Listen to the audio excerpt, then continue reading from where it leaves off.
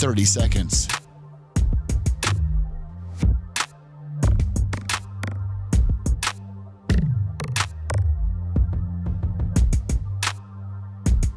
The show will start in 15 seconds, and this is your last audible warning.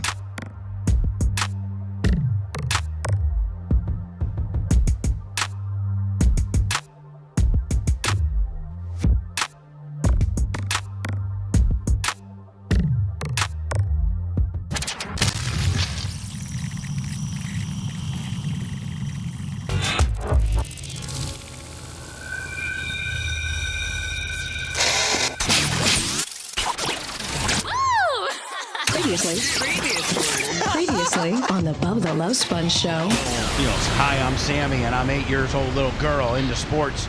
My dad takes me to the ball games. I mean, that makes that didn't get you an autograph. You're right, Bubba. I mean, for real. Yeah, that's you're right. I should be developing scams around my daughter. I don't know what the hell I've been trying to. I mean, listen. Do this the right way. It's not developing a scam. It's getting that. Why don't I just say she's in a wheelchair too? Wow. You're listening to the Bubba the Love Sponge Show. Broadcast rights for the Bubba the Love Sponge Show have been granted to this station by the Bubba Radio Network and is intended solely for the enjoyment of our listening audience. Any rebroadcast, retransmission, or other use of this production without the express written consent of the Bubba Radio Network is prohibited.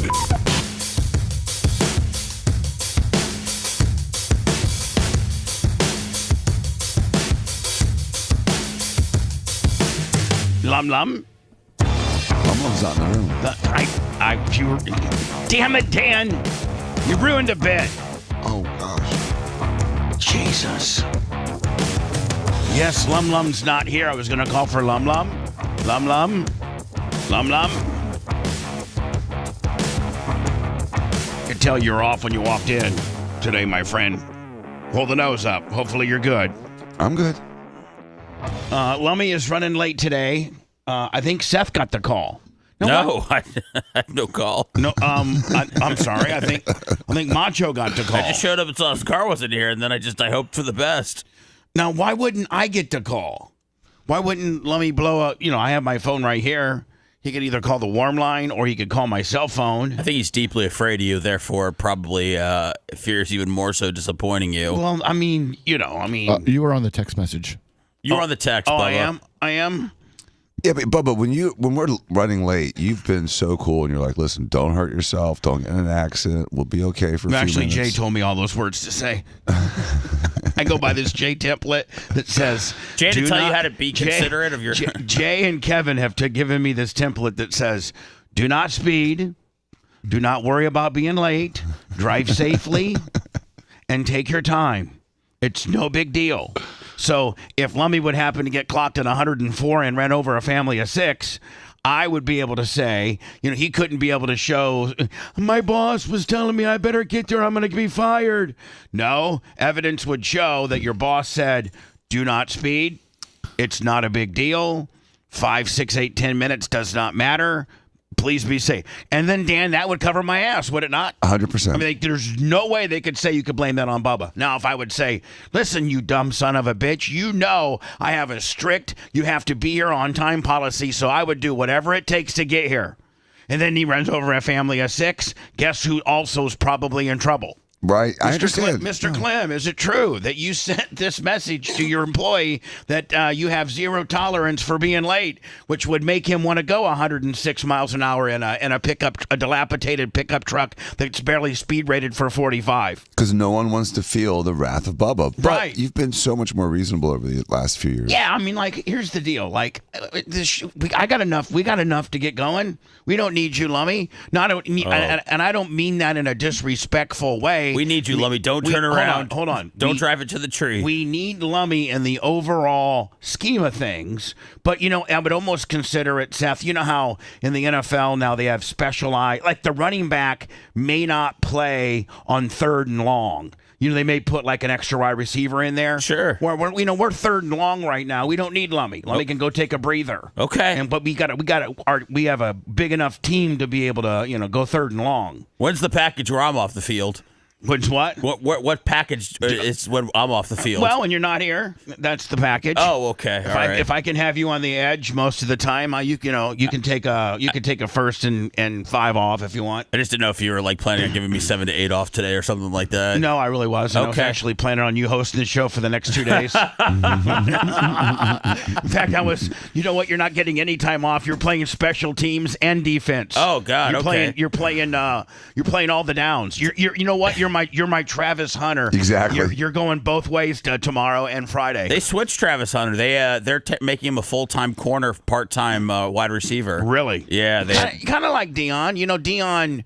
Well, you know, I don't know that Dion did a lot of offensive stuff in college. That wasn't the bill of goods that we were sold on Travis Hunter, though. It was that he was going both, and he was going to, be a unicorn, and now he's going to be a cornerback. It's too much wear and tear. But I think you can throw packages in there to wrinkle it up a little bit, so people would have to pay attention to him, even if he's just running a skinny post. You got to put a guy on him, and which is going to, even if he's just a decoy, you got to account for him and his speed. And it's good for depth, but it only took one season for them to go. We're not going to do this at all. Right, exactly. Man, three people. I guess they come in threes. Robert Duvall, Jesse Jackson, and then I know Jay's not going to be here today because he's prepping for trial. He's actually 1 week out on trial. But Steve's going to be here, but he is. And I think all three of you guys are pretty familiar with the legends of surfing because you guys all go to even Steven goes to the surf ranch, and you guys can all surf. Now, Jay's the best surfer. Absolutely, 100%. But you guys all can surf. Yes. And you all follow the sport. Mm-hmm. And did you see where, like, one of the world's greatest surfers got murdered in Costa Rica? I know, it's scary. Stabbed to death, strangled to death, and zip-tied. Now, that represents a couple things. One, you guys know a lot about surfing, and you know who this guy is, but you guys also have a place in Costa Rica. Right. So, Jay's had a place there for a lot of years. But, this is the difference. Apparently, that guy was hated locally. And Jay's like the mayor. Well, during COVID, Costa Rica had to shut down. And they rely on tourism. So what Jay did brilliantly was all the people that he knew, every month he'd send them a little money to keep them afloat. I heard and they Jay, appreciate that. I was at lunch once with Jay, and he was like, there's like 2 or 3 main guys who kind of run, for lack of a better term, the little community that Jay lives in. Exactly. And he would send them each checks to disperse amongst 15 or 20 different people in the village, if you will. And that gave them enough to be able to make it. And you can bet that Jay's stuff never gets messed with.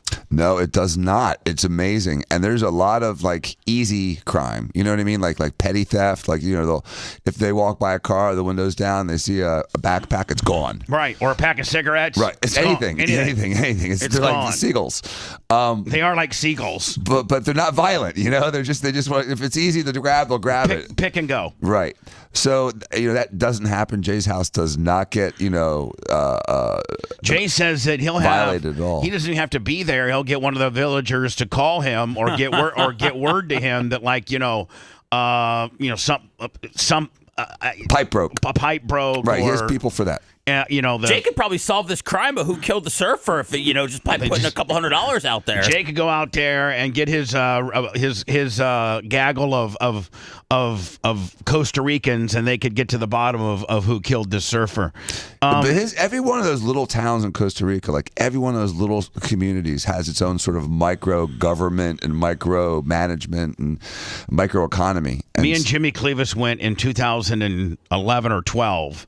2012, spring break of 12, me and Jimmy Clevis went to Costa Rica, Jaco Beach, and we got set up. My buddy Keith Johnson owns a casino over there in is it San Jose, which is the capital? Yeah, but that's inland. That's I know, but he owns a casino in San Jose, and which makes him very popular. Right. And he knows a dude at Jaco Beach that's a local, but is kind of really, really, really well connected. And he goes, listen, you're going to give that guy $50 a day, American, and he's going to basically be at your beck and call. If you and Jimmy don't get in any cab, you guys just call him. He'll take you wherever you want. If you're whatever you're looking for, he'll know where to get it at. He'll know where to stay away from. He'll know what clubs to take you to. He'll know everything. And he is literally on call 24/7.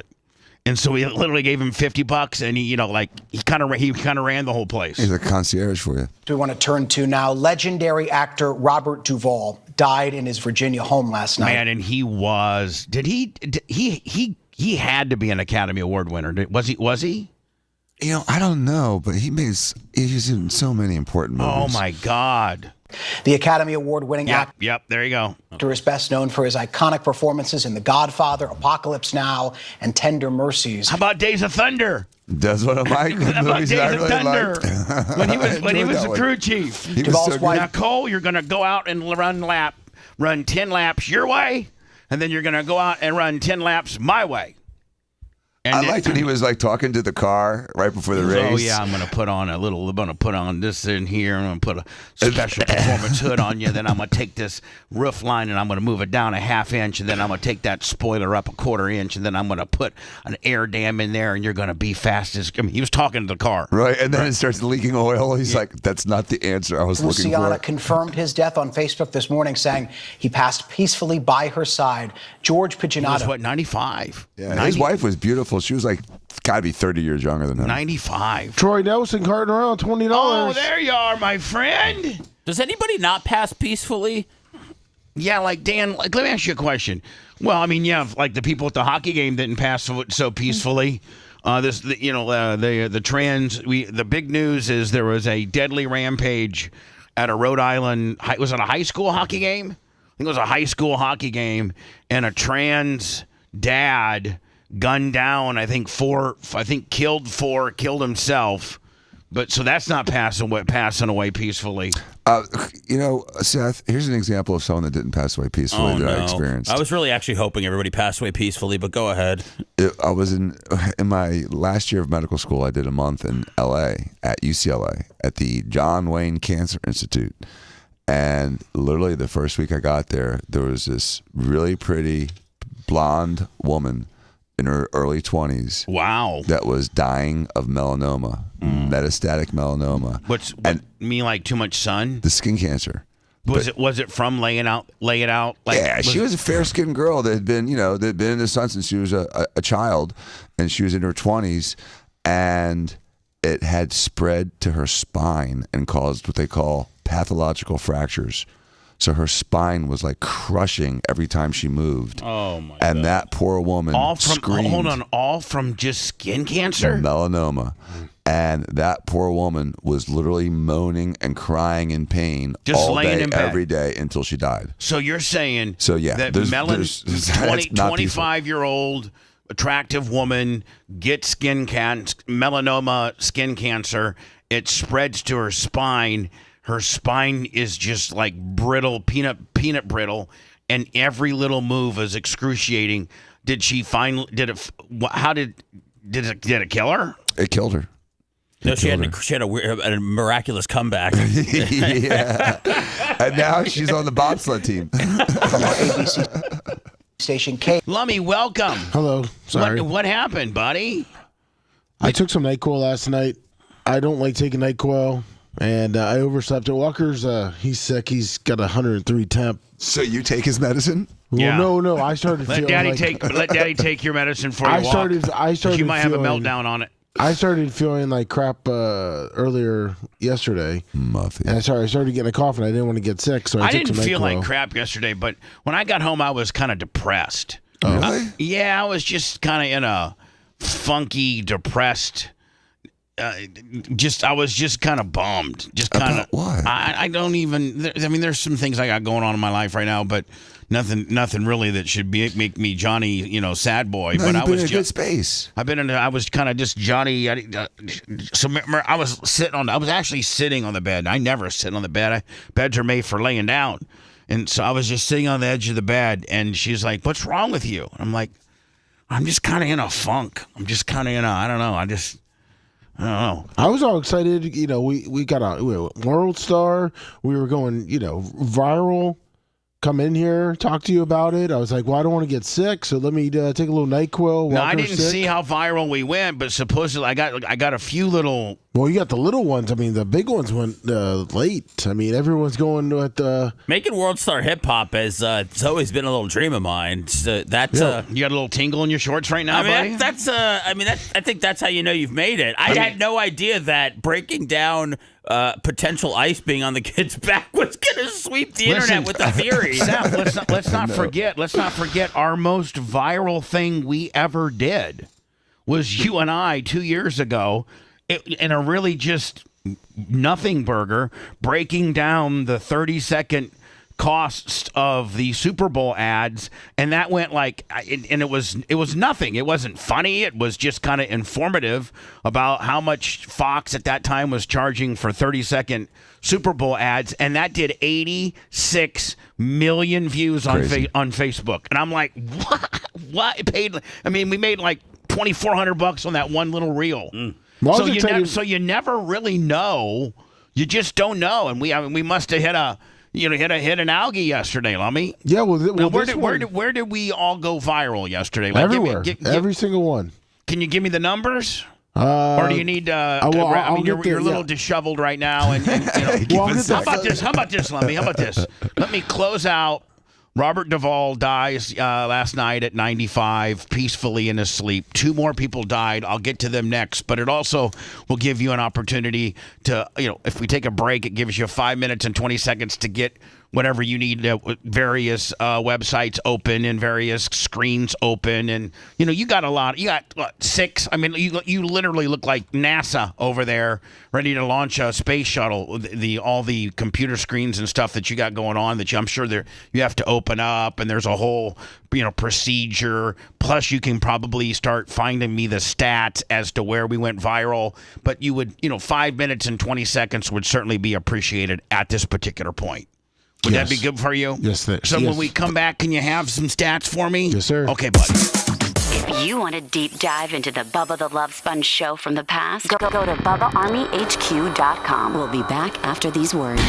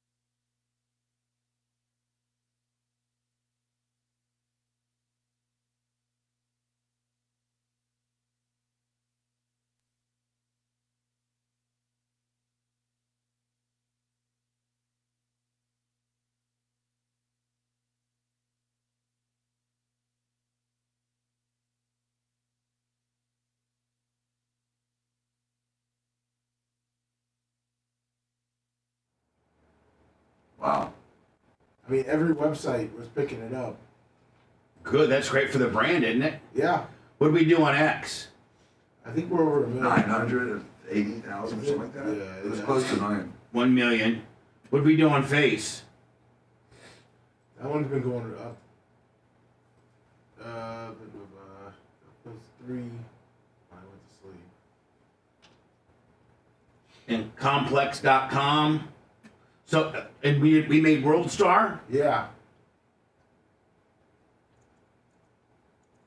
Well, I'm just going to throw it over to you and you just fucking tell me. Okay.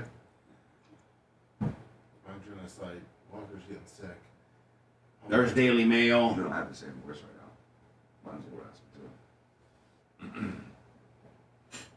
That's Daily Or Mail. weird on Facebook. You think, Seth, do you think that like Michael Jordan would get a copy, do you think Michael Jordan would see this? As much as it's been distributed, do you think there's a chance he would see it? I don't think so. Really?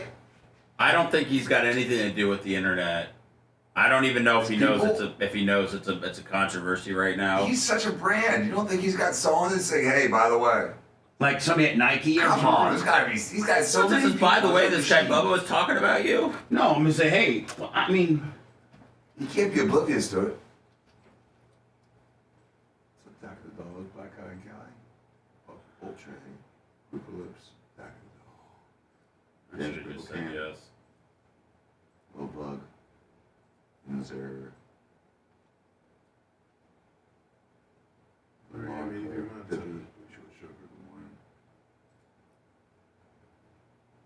Bank, Jerkism,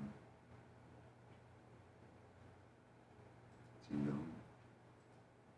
Little Wilbur's Afterbirth. oh, right here. Michael Jordan viral clip gets debunked. He was helping Tyler Reddick's son get ice out of his pants. That's World Star right there, buddy. Yeah. Oh, you got it? Okay. Should I click on this or should I just leave it like that? I mean, I sent you the screenshot too, but because I sent you the screenshot of their their Twitter. And Kenny Powers. All right, so I think I can get rid of the main page. I can just do that like that.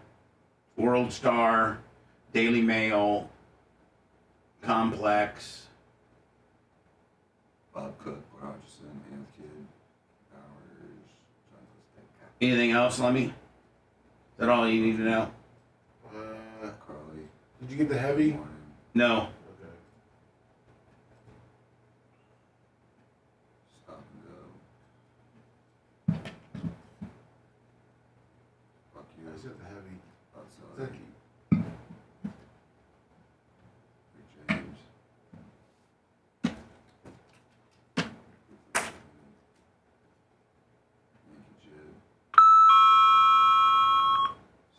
Man, that's the kind of shit we gotta do.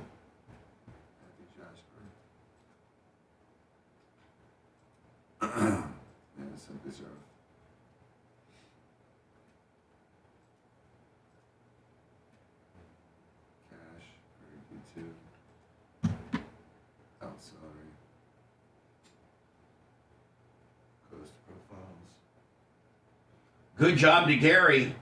And to you, Lummy, and whoever else fuck helped. Get it. We gotta get it. That's why we got it up nice and quick. We're the first story defending them. That's what we were trying to do. Well, Bubba, you took a stance that was contrary to what everyone else was taking early on. Yeah, Joe Sports is. Yeah. Take cash.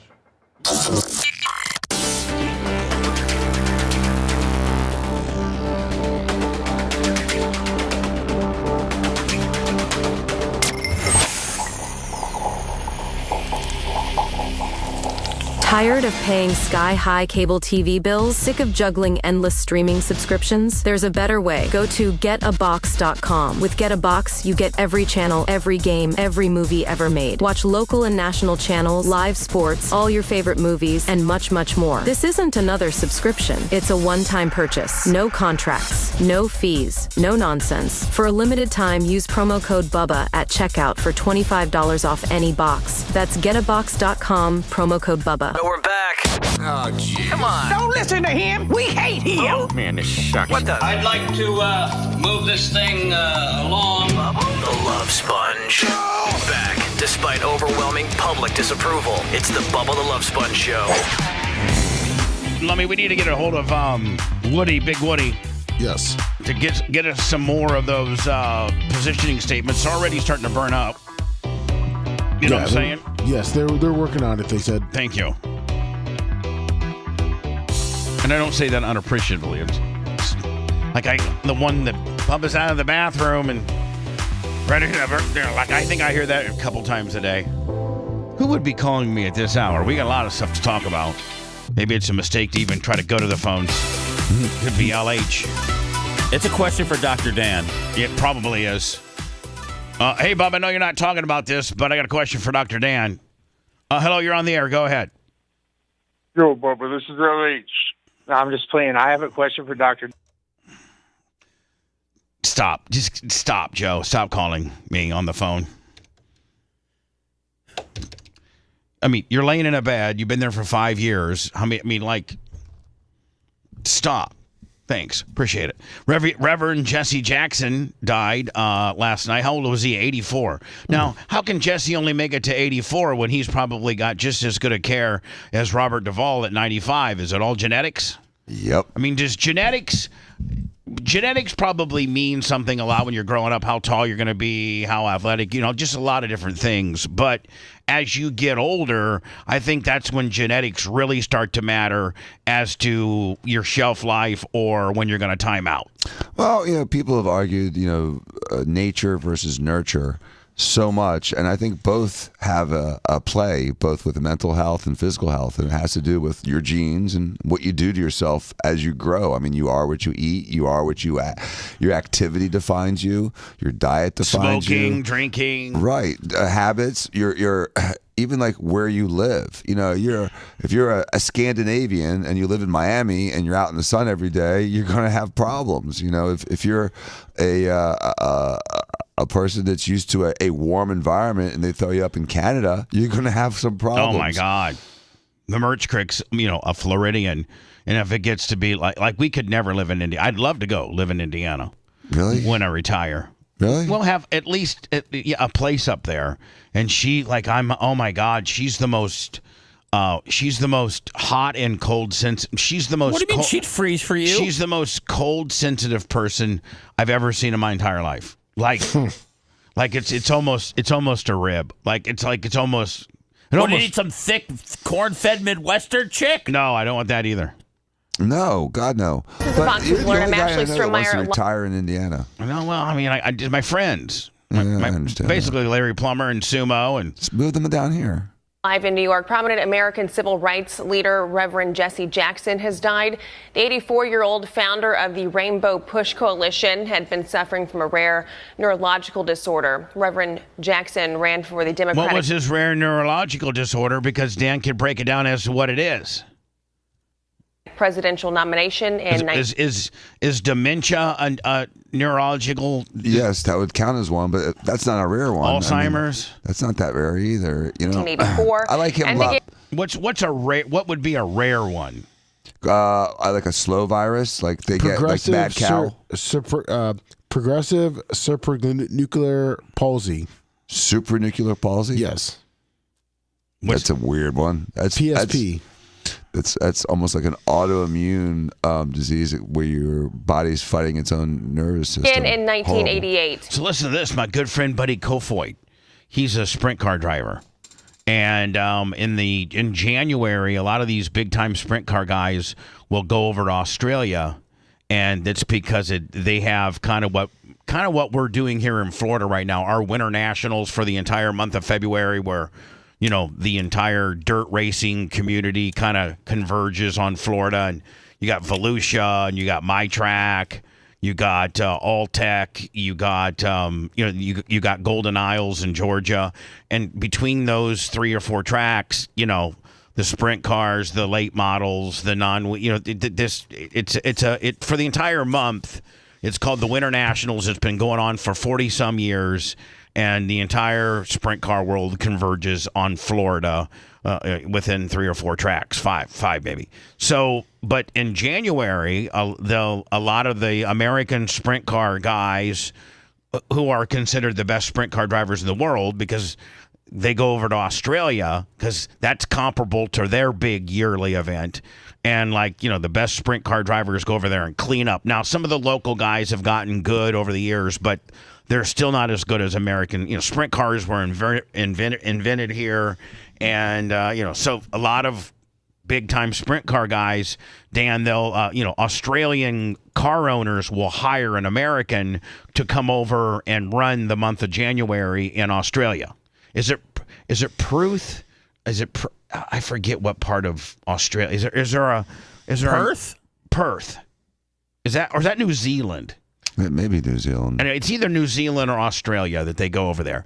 And my friend, Buddy Kofoid, little guy, just weighs like 130 pounds. He still drives for Keith Kuntz at the Chili Bowl, but now he's gone on, and I think he drives for Roth Motorsports in the in the high limit sprint car series owned by Kyle Larson and Brad Sweet. And so Danny goes over there to either New Zealand or Australia for the month. And he's going to Australia in Warrnambool.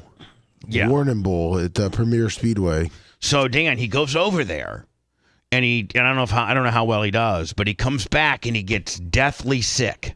Not deathly, but he just gets real sick where he misses the Chili Bowl. Like, if you're like flu sick. Yeah, and I'm going to tell you, I know what it is. I'll tell you what it is. They finally diagnosed it correctly. But he gets real sick, real like a guttural type throwing up, diarrhea, like flu, diarrhea, throwing up, fever. And he ended up picking up a parasite over there because I guess they don't. Their water or whatever. They don't purify things the same way. Pasteurized milk. And he got a parasite. Ugh. And made him, unbelievably sick. And guess what they used to get rid of the parasite? Allen Iverson? Ivermectin. Unbelievable. And within one of the most important drugs of the last 20 years and so underappreciated. And you almost went to jail for it. I mean, you didn't go to jail, but you almost lost I'm not saying you almost lost your medical license, but I will tell you there were some.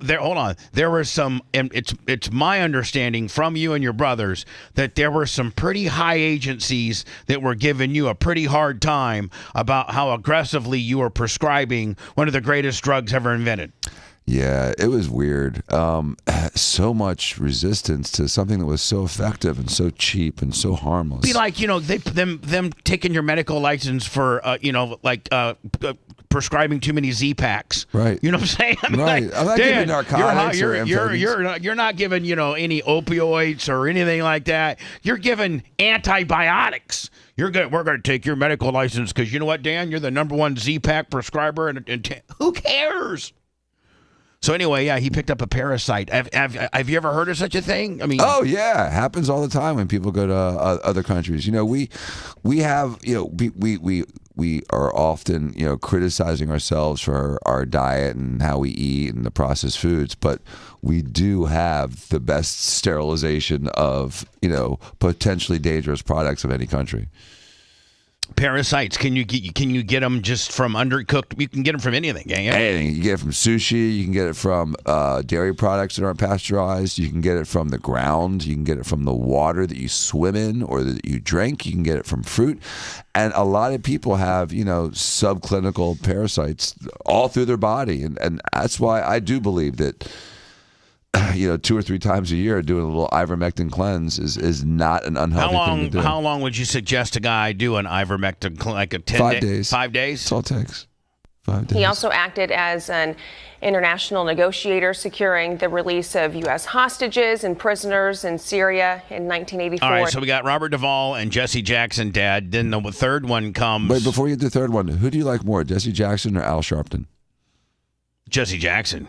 Yeah, me too. Al Sharpton actually is a shakedown artist.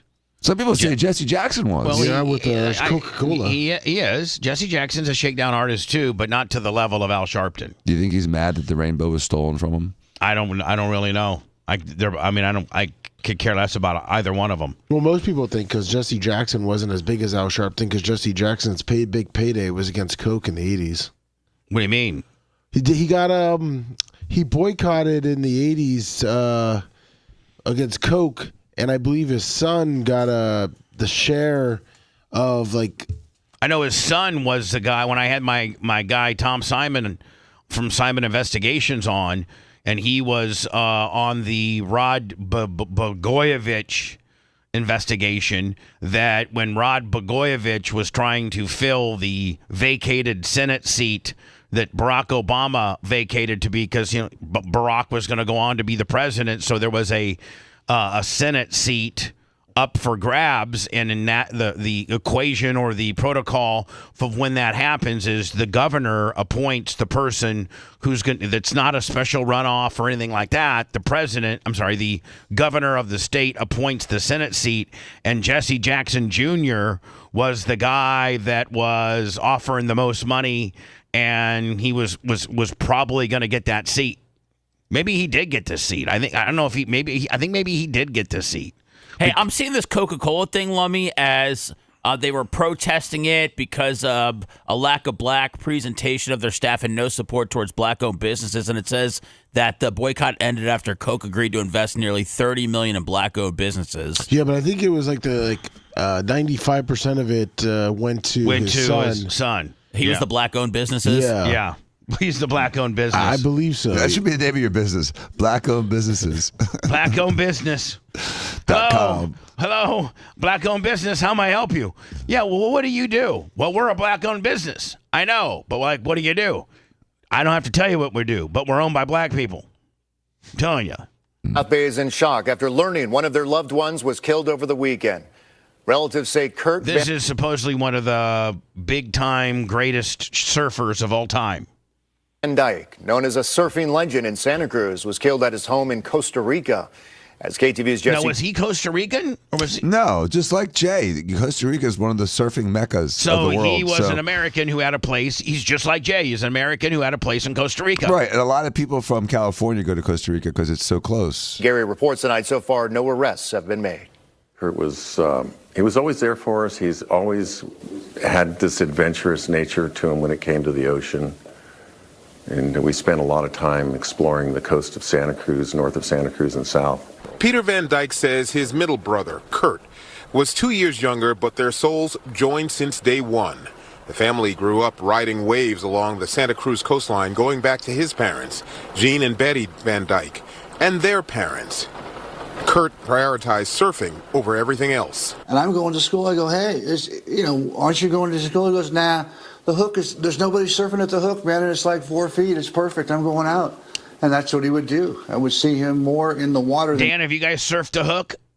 I've never surfed the hook. You'd see him. Think Jay has? I don't know. I'm not sure where the hook is. By the mid-'80s, Kurt, now a renowned Central Coast surfer, left California for the undeveloped coast and tropical waters of Costa Rica. He bought a hostel in Salsa Brava, started a family, and settled down. As anybody that's ever surfed, it's an addiction. Once you're All right, so Dan, he moved out of California and lived in Costa Rica full time. Right, yeah. Water riding the waves, there's no going back. Had a business. Basically, he was the king of Salsa Brava. They would call him the king. Friday, police in the Limon province say men broke into Van Dyke's home, tied him and his girlfriend up, then killed him. Some valuables were taken. For all of us, it was in shock that happened.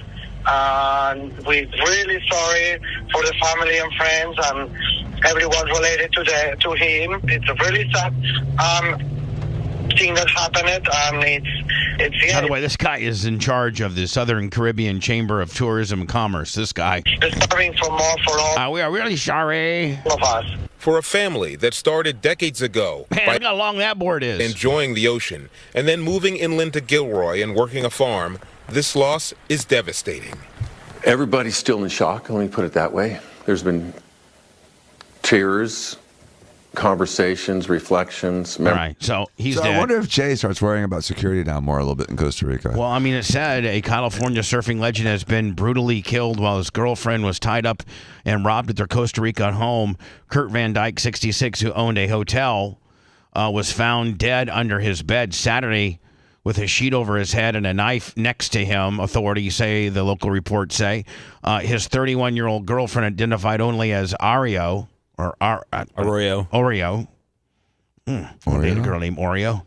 Was in the shower when the two armed men suddenly stormed into the home, forcing the couple into a room at gunpoint. Oreo said or whatever his wife's name is, her girlfriend said the intruders zip-tied her hands and feet, assaulted her. Does that mean rape?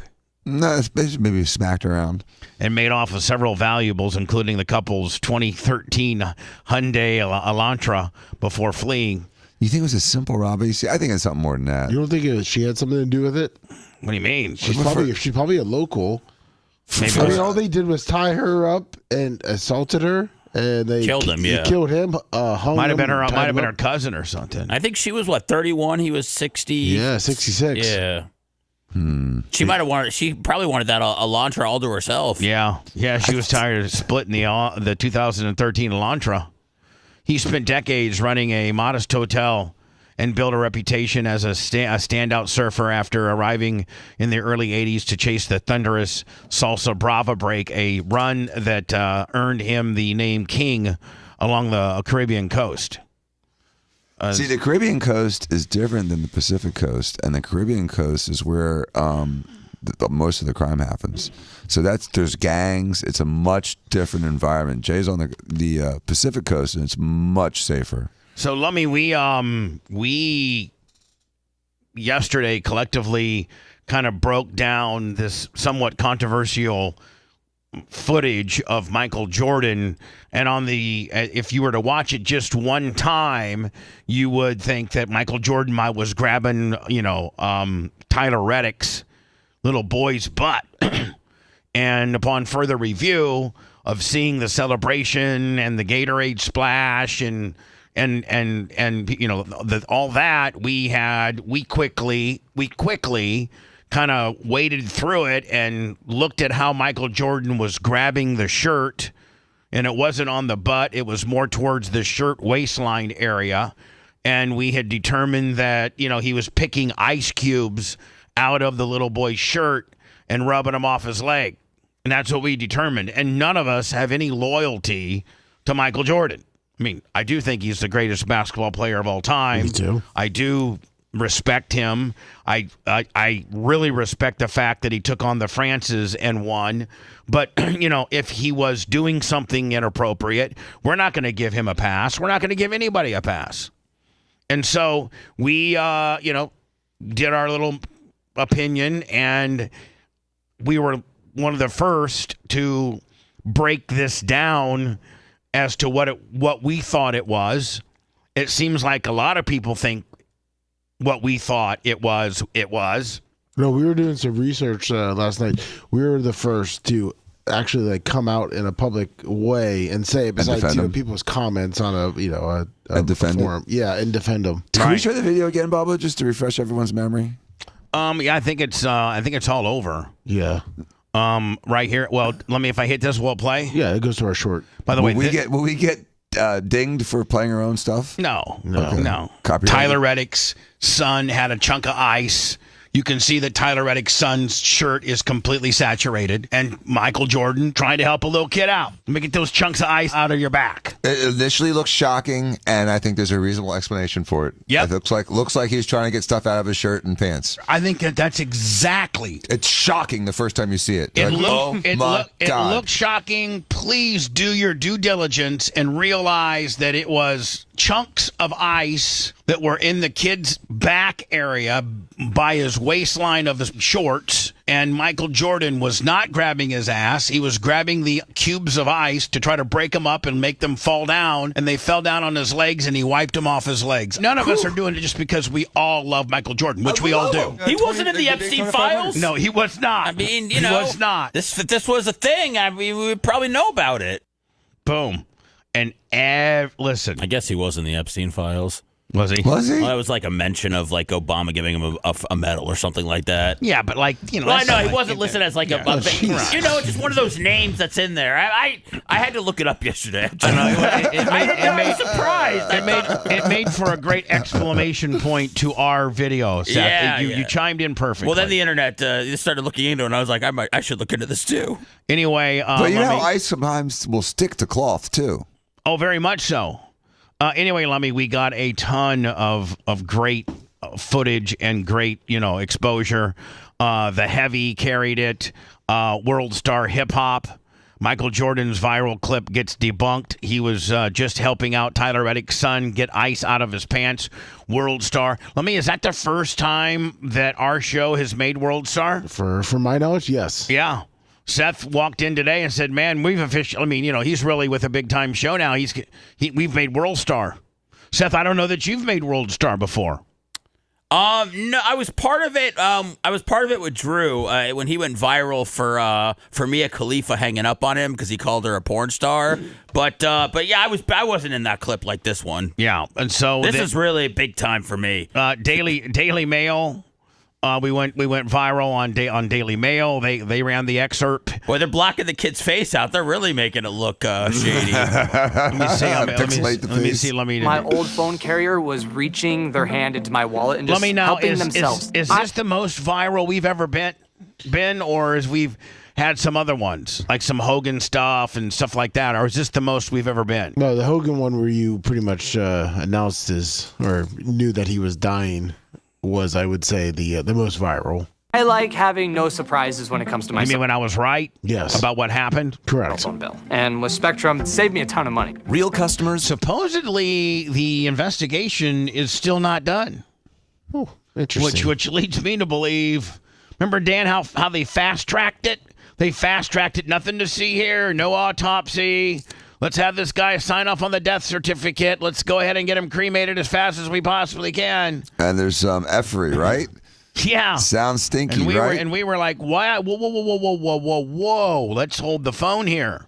That's like the Guthrie sheriff sending the DNA evidence to a private lab instead of the FBI. Why would he do that? Real savings. To see how much you can save, visit Spectrum.com. All right, Spectre, you got a free commercial on Chuck McDonald, Darren Foster, an entire production team, and all of our commentary team. We'll see you from Atlanta next week with NASCAR Race Day next Sunday, 2 p.m. You clearly see the shirt, which was bundled up at the bottom like a ledge. He unravels it, and the ice falls out. I mean, you can clearly see that. Well, and the little kid after he shakes off like he's all cold. Yeah.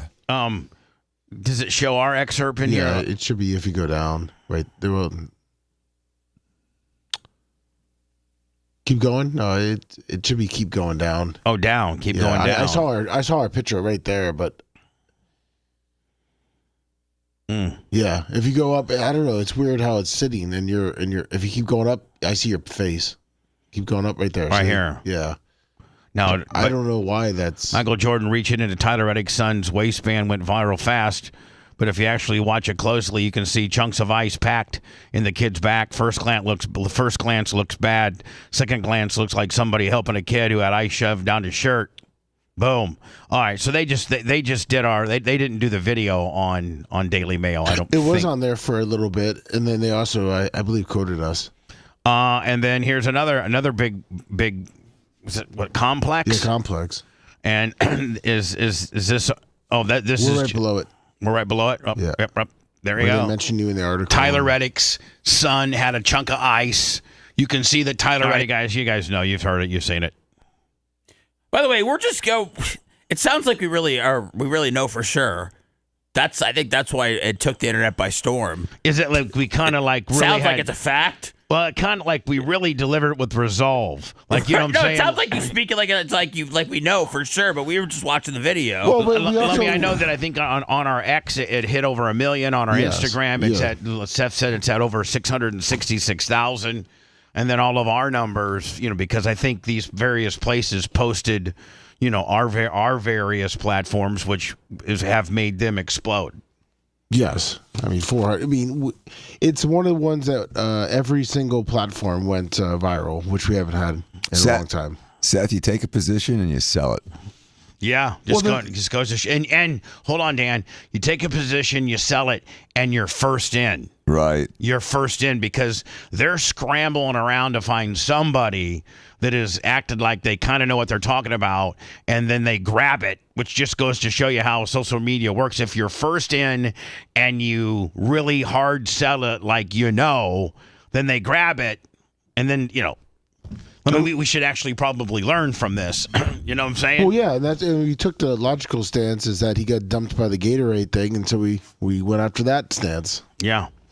A battle of U.S. billionaires as they race China to the moon. So is Bezos and Elon going to get beat to the moon by China? Is that what they're saying? Yes. And liftoff. The space race. Why do we need to go to the moon? We've already been there. Supposedly. They say it has a lot of different minerals that we between need. U.S. What are we going to go up there and have a couple excavators and start digging? I mean, someone's got to claim the moon. I mean, it's... Well, supposedly also there's this endless Who owns fuel. the moon? We have a treaty that no one owns any planet, and it's kind of like the same treaty they did about Antarctica, how Antarctica is not going to be really owned by any country, but now it's weird because it's off limits to so many people, and that's a whole nother story. Now, hold on, but who can... But there's a treaty that says the moon can't be... Let me ask you a question. If the Antarctica is not owned by anybody, but there's all these rules that of different people that police it so that you can't go there, well, then wouldn't it be the people that are policing it that you can't go there kind of think that they own it? I think that they own it, but there's a treaty to share it, if that makes sense. And the moon is the same way. But if all hell broke loose, someone would take Antarctica, someone would take the moon. I mean, none of that stuff would be honored. Can you imagine a war on the moon? Can you live on the Antarctica? Yes, people live there for months or years at a time. And get power and water and transportation and they've built colonies that have been on Antarctica for decades. There's Bubba. no Longhorns or Walmarts on there, but yeah, you're not gonna get a Whataburger. But how am I gonna get my CVS prescriptions filled? You have to get it sent from Australia. I don't even know that you have an address in the Antarctica. I don't know that they have mail service there. Billionaires is heating up. Both Elon Musk's SpaceX and Jeff Bezos' Blue Origin want to return humans to the moon ahead of a planned mission by China in 2030. Musk has said his firm plans to build a lunar base. It shifted SpaceX's ambitions from the Mars colonizer. Now, Dan, if they were to build something that you could live on in the moon, it'd have to be a big bubble. And, you probably can't go outside that atmosphere-controlled bubble, because what's the natural atmosphere if you didn't have a spacesuit or anything? Like, what is the average? Like, what's the atmosphere like as far as temperature, as far as oxygen, as far as all that? Okay, well, they're like the Earth has an atmosphere, Mars has an atmosphere. There's no atmosphere on the moon. So is there any oxygen? There's no oxygen, and it's essentially a vacuum. However, the temperature is quite different from the dark side, or I'm sorry, when the light is there versus when it's not there. So if you're, on the part of the moon that faces the Earth and it's the part that's lit up, it's relatively warm. But when it's in the shadow of Earth, it gets very cold. Like how cold? Like below freezing? Probably. If you didn't have a spacesuit on, could you breathe? No, you die instantly. They're just going for the minerals anyhow. They're not going to. Yeah, those minerals were irrelevant 50 years ago. Now they're important. Now, what kind of mineral? You know what? To build lithium batteries or what? Helium-3. But how are you going to? Okay, but hold on. How are you going to harvest these minerals and then then ship them back to America? UPS. No, they talked about like what China wants to do is, and China I guess has plans is to go up there and build a base. And a rocket, so it could shoot off rockets back to the U.S. from there after mining them with cargo. Why would China want to shoot them back to the U.S.? So they can bring back the minerals? And the other thing here, why wouldn't China want the minerals? Why would the U.S.? Why does China have to dig them and harvest them and we get them? No, I'm saying China just shoots them back. That's to the Earth. He meant not U.S. You meant Earth, not U.S. Yes. Sorry. I mean, if I'm China, hell, I'll take that deal. Bubba Trump. Hey, you Chinese, go up here and dig it, do all the infrastructure, spend all the money, and then shoot them back to us for free. Yeah, I'll take that all day. Well, here's the other reason why it's more feasible, Bubba, is because Bubba dunks, you'd be able to dunk on the moon.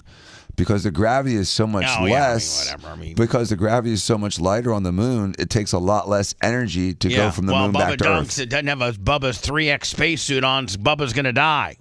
Yeah, but you'd be dribbling and dunking like Michael Jordan. Mission Musk has long called for. Bezos' space company has also put more focus on its own moon program. It shut its suborbital space tourism business to move those resources into its lunar lander program. That's ahead. So, Lummy, has China identified what particular minerals they want or that is so valuable that you got to invest billions of dollars to get up there, probably more billions to get whatever you're harvesting back here? It's never been done, so there's going to be some failure. So what's so effing valuable on the moon that we got to waste all this money, time, and resources, potential lives? I'm just saying, it's the stupid ass moon. Helium-3, water ice, ilmenite and rare earth elements. Helium-3. What's that?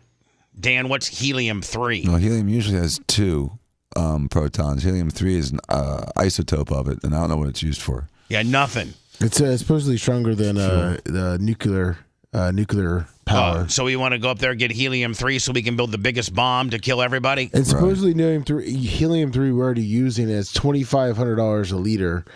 Great, so we can get it down here for $2,500 a liter. That's way, way, way less expensive than developing an aircraft or some type of spaceship. They'll go up there, have to build this whole big helium-3 harvesting plant. Then you got to harvest it. Then you got to send it back. I'll just pay $2,500 a liter for it. Right? I mean, right. I guess it makes sense if it's helium-3. They'll do fission instead of fusion, and fission is a more catastrophic and energy-releasing event. So, I know. So it looks like the race to the moon is to be able to get the most catastrophic type mineral and or gas to build the most badass bomb to destroy the world. Well, that makes a lot of sense. Well, technically what they're saying is it's a fuel source that's clean and waste-free from nuclear power, but it has the same power as nuclear. So the isotopes aren't as radioactive. What's Dan's 2035 Ferrari going to have powered by helium-3? Yeah, tritium. Hey, man, I got a new 2040 Ferrari that's fueled by helium-3. It'll go 700 miles an hour. The planned uncrewed mission to the surface this year. Musk now wants to convince investors SpaceX will stay the dominant force in space. I think SpaceX just needs to keep having contracts with America to blow satellites up into the air because these satellites time out. You know, the communication satellites and Sirius XM satellites and the satellites that run all communications and all that kind of stuff, the things that satellites do. That's what pretty much SpaceX does now is they just, place satellites into space. And then I guess they make an occasional space station, visit. Let's just leave space at that. Why do we got to go to the moon? Well, again, because there's stuff there. And I think that, SpaceX has had such an extensive track record of success. I mean, I realize that they have some failures when they're developing new things, but Blue Horizons can't do anything right. I mean, they've had so many problems. Is that Bezos' place? Yeah, it's got the reliability of an old Fiat. I would say, listen, the Blue Horizon's just going to be for all you Hollywood people that want to go just a little bit outside the atmosphere, say that you were in space for a few minutes and then come back down. They say that was fake too. That with the girls. The 4 women that went up? The Kim Kardashian. And, they said that was fake. Really? I don't know. He's ahead of a plan. Well, you're the one. You also, when I said we've been to the moon, you said supposedly, are you one of the vast amount of people that think that might have been a Hollywood stage, a Hollywood production set where we never really went? And you're one of the smartest people I know, so why would you say that? I believe that some of the footage of astronauts over the last 40 years, 50 plus years, has been staged. There's no question about that. Whether or not we've been to the moon, I cannot prove one way or the other. But I do believe, without any question at all, that there has been fake footage of astronauts, the moon, docking, space, unbelievable. And do you really think that the president's going to pick up a phone and talk in real time without delays to guys on the moon, to dudes on the moon? I don't even really care about it, to be honest with you. It just doesn't make sense. What's the Havana syndrome? Does anybody know about that? Researchers. Yeah, remember those guys in Cuba? They were getting sick. They thought someone was blasting these like weird waves into their room, and they were getting this weird sickness with headaches and dizziness. Mm-hmm. You remember that? That was like 7 years ago, 5 years ago. Researchers skeptical of Havana syndrome tested secret weapon on himself. And then here is the actual story from CBS News. So is it like a microwave backpack that? Yeah, it's something that wasn't like lethal, but it was, awful. And it like what? Is it going to be used in like war, or is it going to be used in What? I think it just makes things unpleasant, and it kind of makes you like want to leave. CBS News, the U.S. quietly purchased a device in late 2024 that may be connected to the mysterious condition known as Havana syndrome. We're told the U.S. government is now testing that portable backpack-sized device that emits pulsed radio frequency energy. More than 1,500 American officials have reported symptoms, including severe headaches, nausea, and ringing in the ear. Now, is it for real? Is it real and documented that we did purchase a backpack-like thing that can emit radio frequency energy? That's a shoot, right? Like we did as a country, we did that. That exists. That technology exists, and I'm sure we have more than one purchase and development of that. Yes. Since 2016. There have been multiple investigations into the origins of Havana syndrome, but nothing conclusive has been released so far. CBS News reporter Olivia Gazis joins us now. Olivia, what exactly is it that the U.S. obtained? Maybe this is exactly, they're asking the questions I was asking. How? Perfect. Sure. Well, I want a backpack that makes people not feel so good when they're around me. Sources who've been briefed on this highly secretive acquisition, Lindsay, tell CBS News that the device was purchased by a unit inside the Department of Homeland Security using Pentagon funding upwards of 8 figures, which means multiple millions of dollars. 8 figures. That's what, hundreds of millions? 10 million plus. 10 million plus. So from 10 million to 99 million is 8 figures, right? It is relatively small, as you said, and according to what we know, it was a transaction that one person described as Russia connected. It's got Russian components inside of it, and it's Russia connected. That doesn't mean that we bought it from the Kremlin. More likely, it means a black market, an arms dealer, not an official state-to-state transaction. The testing of this device, which, as you mentioned, was bought in 2024 in the final weeks of the Biden. So what type of shady circles are we traveling in that we're going to go spend 8 figures from 10 million to 99 million with who? Just some scientist that has some kind of backpack that can emit radio frequency signals to make people sick? And so how do you even get a hold of that guy? And why don't you arrest that guy? Well, yeah. I mean, is it a spy? I mean, it'd be far-fetched for the government to invest in anything dangerous. It's kind of off-label, from bioweapons to with Russian microwave with Russian ties. Well, I mean, administration has been going on for at least a year, and we're told that congressional oversight committees have been briefed on what these investigators have found. Now, why does this matter? For victims, it's evidence that, one, a device exists, and it may be capable of producing those kinds of really troubling neurological effects that they've been experiencing.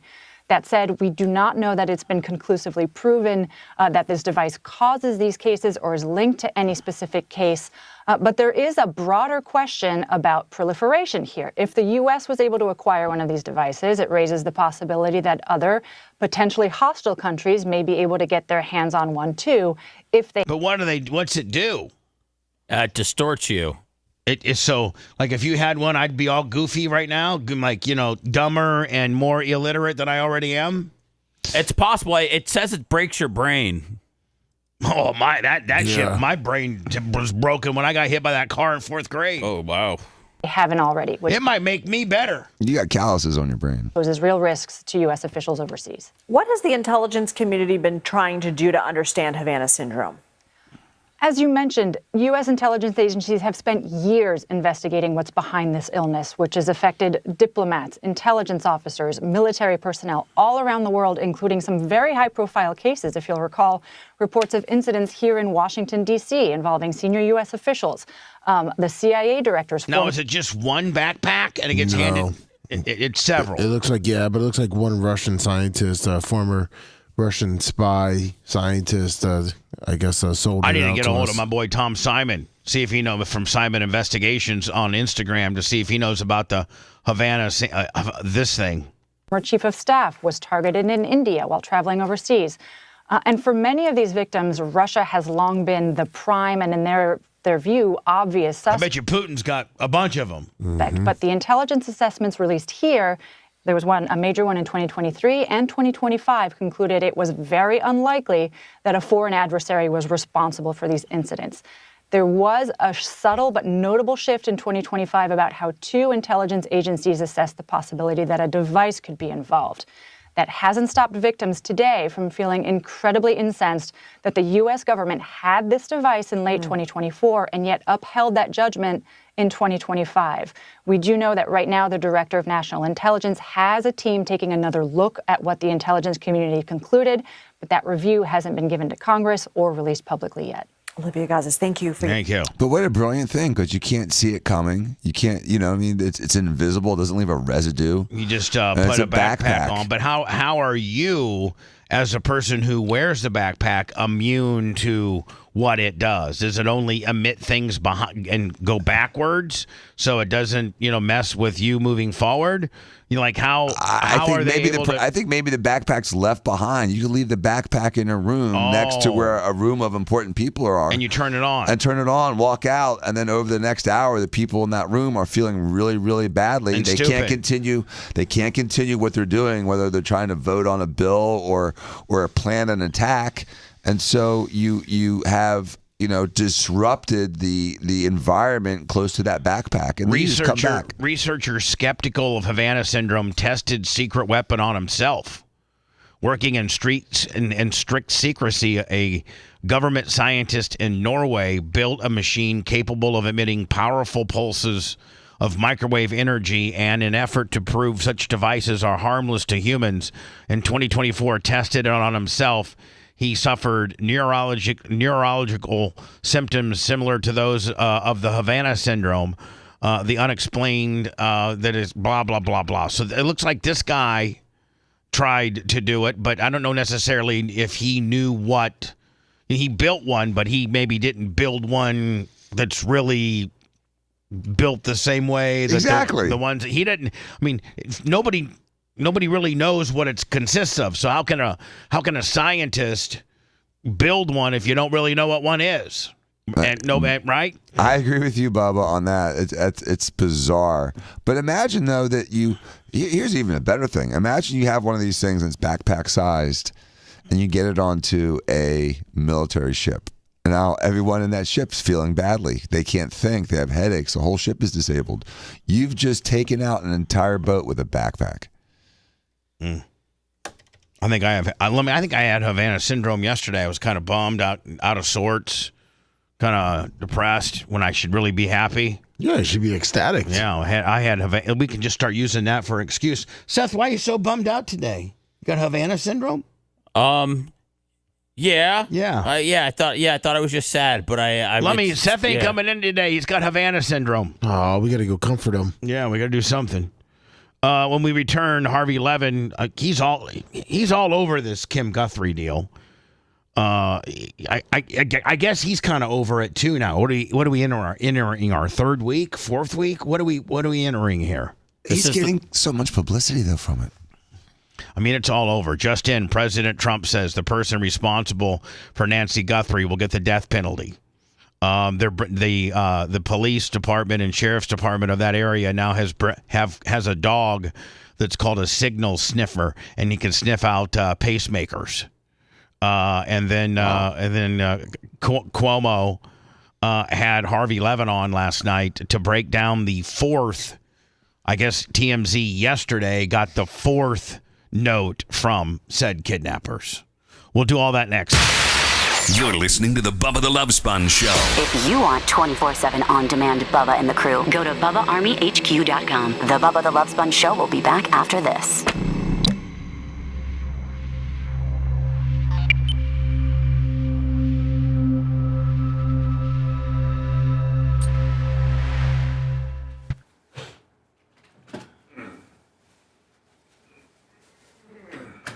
Little stuff today.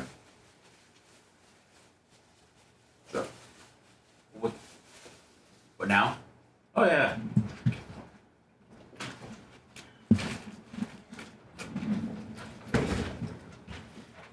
You guys want to go play catch? No. No? No, I don't I mean, I feel like we're being left out of something right now. I don't think so. I'll put one in your fridge. When do we get a ruling from them? This week is the final meeting. So I would say Friday. I talked to him yesterday. I was about to get a box stuff. What's that? I talked to him yesterday. How they get up box people? Oh, they're great.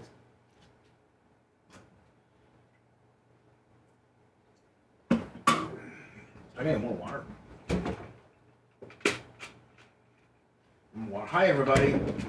Hi everybody on YouTubers. Erica was watching YouTube yesterday and said there's some like, what? Huh?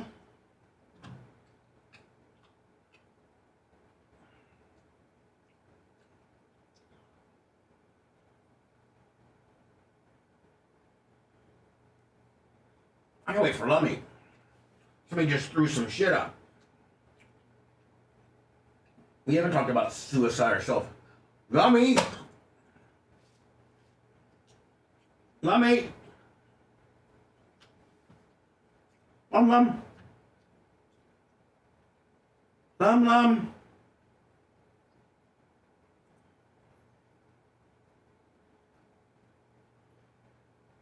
Lum. Lum. I need you, Lum. I need you immediately, Lum. Because our YouTube just got locked up with a suicide, yippee-yo. I secretly recorded them. They're playing catch. Lummy, look what's on our YouTube now.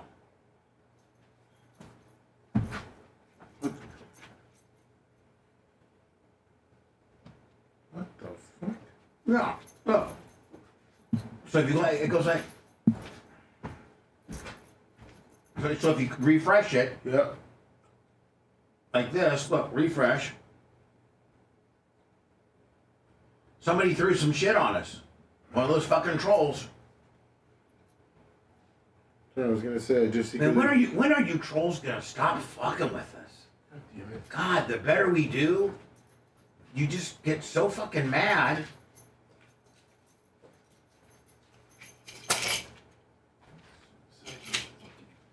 Yeah, I mean, it automatically puts that up. Warning. That's bullshit. We have time. Oh, you got it. What's going on? Just playing ball? No. Somebody threw some kind of warning up on our Facebook. On our YouTube.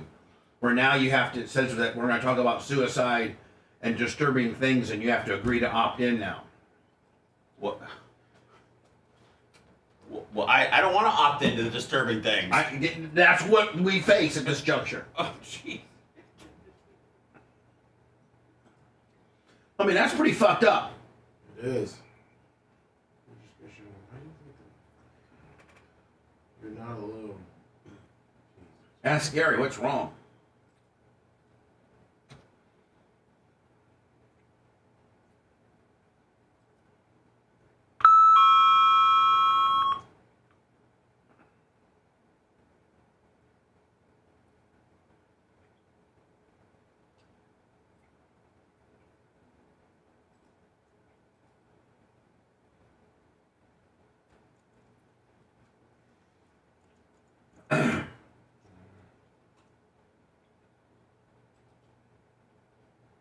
I need an air check of Rent Pro. Okay. All right. I'm gonna do it next. Okay.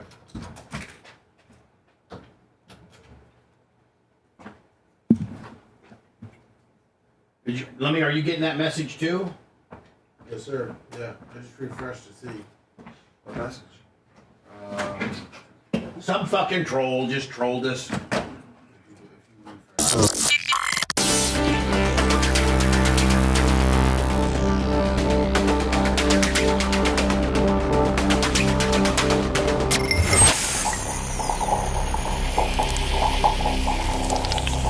Broadcasting live. Filthy bastard! From the den of sin. Yeah. Leave your morals at the door. Yeah! You're listening to the Bubba the Brian Love Spun James. Show. Oh yeah, give me all the Brian James you can. Rest in peace, Brian. Love you, my friend. Speaking of appreciation and love, Lummy, One, Rob Platfoot, the track prep guy of Eldora, has come down for the month. That's why my track is so unbelievable.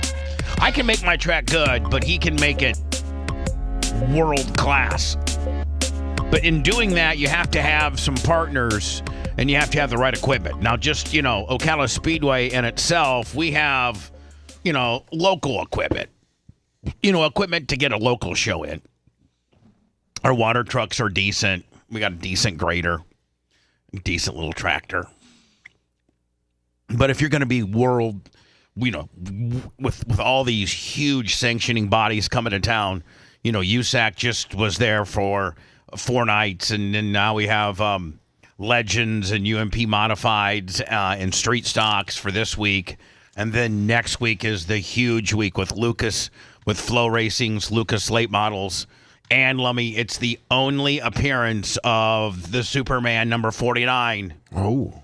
Jonathan Davenport. He's only racing one. He didn't race Volusia. He's not racing Alltech. He's not racing New Henry. He's only racing Ocala Speedway. So if you're going to see Jonathan Davenport, better known as a Superman, arguably one of the most popular drivers in the last decade, you're going to have to come to Ocala Speedway next week. Now, so my buddy Rob Platfoot, one of my number one implements is what they call a L-E-L-Y, a lily or lily or lee. People call it a lily tiller.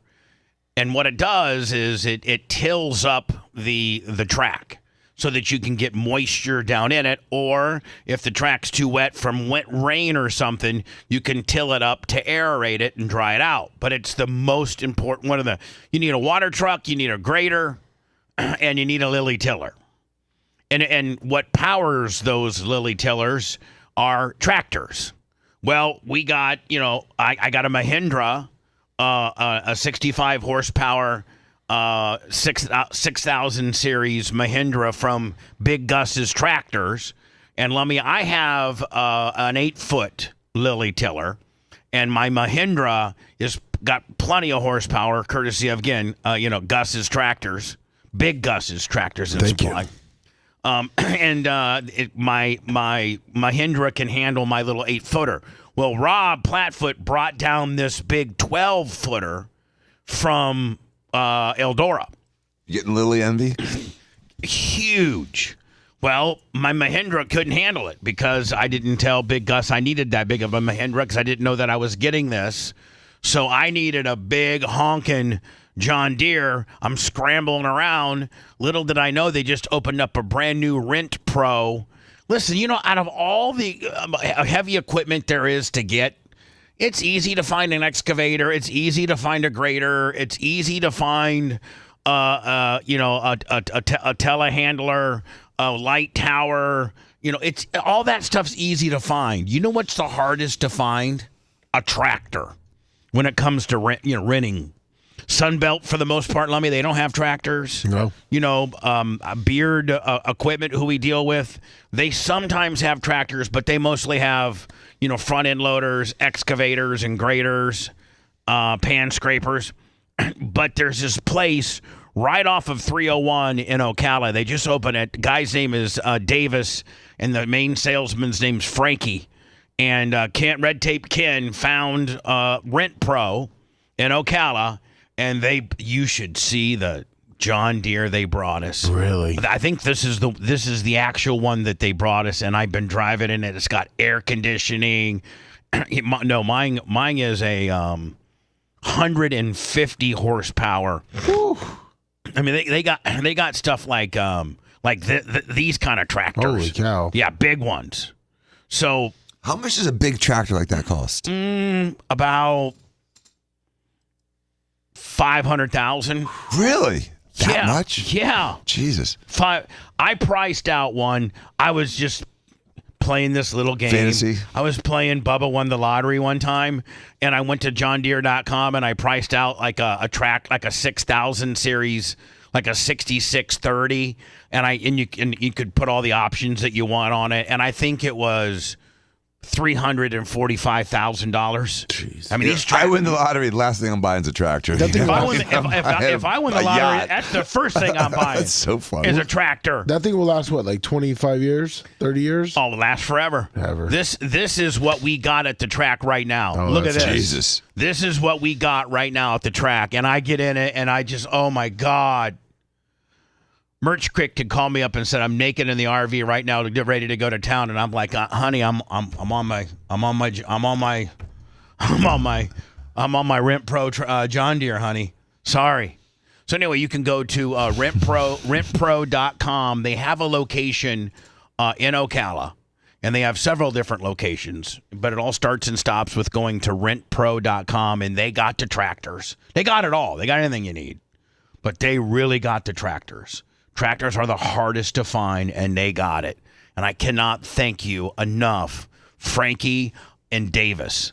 Thank you so much, man. We'd be screwed. I got this little Kubota, and I got, of course, my Mahindra, but I needed a big honking 200 horsepower PTO Willie, and my boys at Rent Pro took care of me. Thank you guys, appreciate you. I'll be up there so we got Seth Clemencush today, not skipping.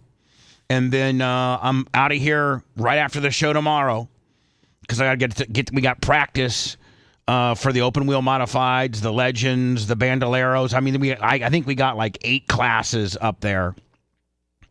And then next week is the big show with the Lucas Super Late models. You don't want to bend Merch Crick over the steering wheel of the new tractor and do it in the cab? Nah. The air conditioning? Mm-mm.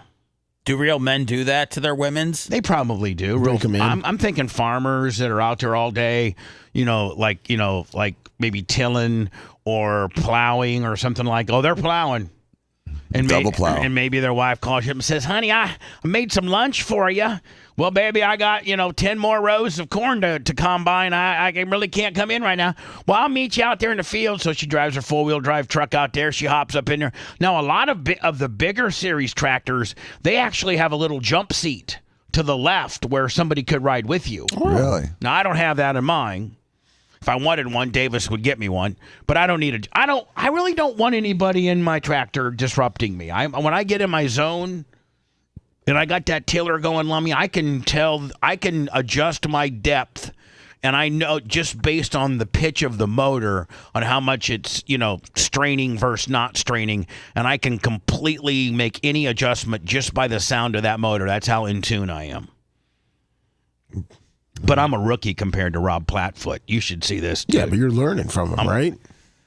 I've been grading and doing dirt track prep for 13 years, and I think I'm pretty good. And then a guy like this Rob Plattfoot comes down here from Eldora, and he makes me feel. I literally am. I should just be out there picking up rocks. You feel like you're a steak and shakes chef now? My skill set would be like literally a rock picker. Oh. Like that's the word. Like let me that any retard can pick up rocks. And I think that I can run the grader and I can run the water truck and I can run the tiller and I can run the skid steer. I think I can do all that stuff pretty good until I compare myself to Rob Plattfoot. Do you have a passion for dirt? I do. Okay. I got a passion for prepping dirt.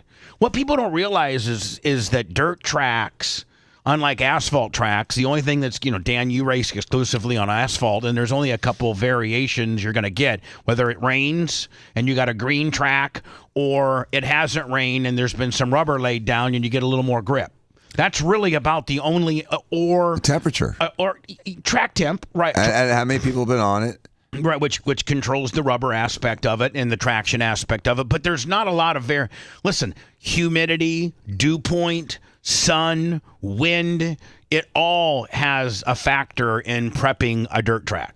How deep you till, how much water you get down in it. The dirt tracks are absolutely the most variable types of racing because it's like when you're bowling, it's how the lane is oiled. And with every lap of every race, when you got all 24 cars out there, the track is constantly being peeled away or being burned in on, so it changes literally every lap because you got to think you got 24 cars, 40 laps. What's 24 times 40, Dan? 100. Close. No. It's close to close to 1,000. Yeah. So you got like 1,000 laps, and that's not counting. It's not counting cautions. You got I mean, as a track prep guy, you got to think I'm going to have 1,000 race laps on this track.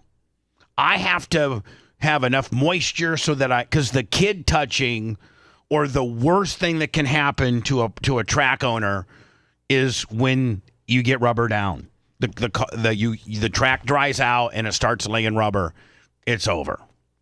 Why did somebody, if you're watching us on YouTube, somebody threw something up. I sent you a text, by the way. Oh, you did? Yeah. Are we in trouble? Like, are we locked up? Have somebody screwed with us? Do I need to go to words? Yeah, I would treat your text. Jace, have fun over the break? Playing your little catch? Yeah. Oh, yes. We're learning a new skill, how to play catch and pee at the same time to be more efficient. That was fun. Now, let me ask you a question. Yeah. Is this going to be an ongoing thing now? Hopefully not. Do you ever notice, guys? Make headlines and do you ever notice? And it's the 800-pound elephant in the room. It really is. And Seth, you don't usually believe any of my conspiracy theories. You don't, and I don't hold them against you because you've worked on all sides of the radio fence here in town, and I'm not asking you to pick a side, and I never have. I pride myself, and I think that you will agree with me, that I don't ask you a lot of questions about stuff over there. I don't. Would you agree? I really don't ask too many questions about what? About Cox or our competition. Yeah, I mean, I haven't been there in 7 years. Yeah, but I mean, I don't ever, when I interviewed you, it wasn't all based on, you spilling the beans on everything that you knew. But I just said it sucked over there. That got you the job immediately. Yeah. I said, when can you start, bud?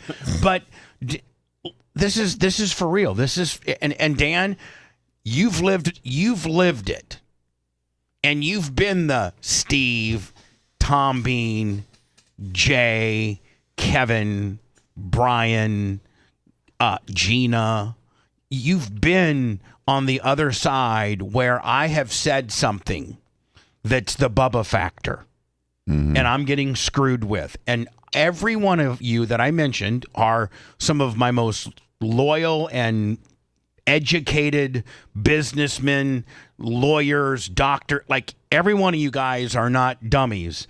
And at one time or another, every one of you have said, it's just Bubba being Bubba. He's, he thinks that somebody's after him, or he thinks that, Yeah, we all treat you like Richard Dreyfuss from Close Encounters. Like you're crazy, you don't know what you're talking about. You've got these paranoia theories. Not anymore. But early on, halfway through the Bubba factor, everybody thought I was crazy.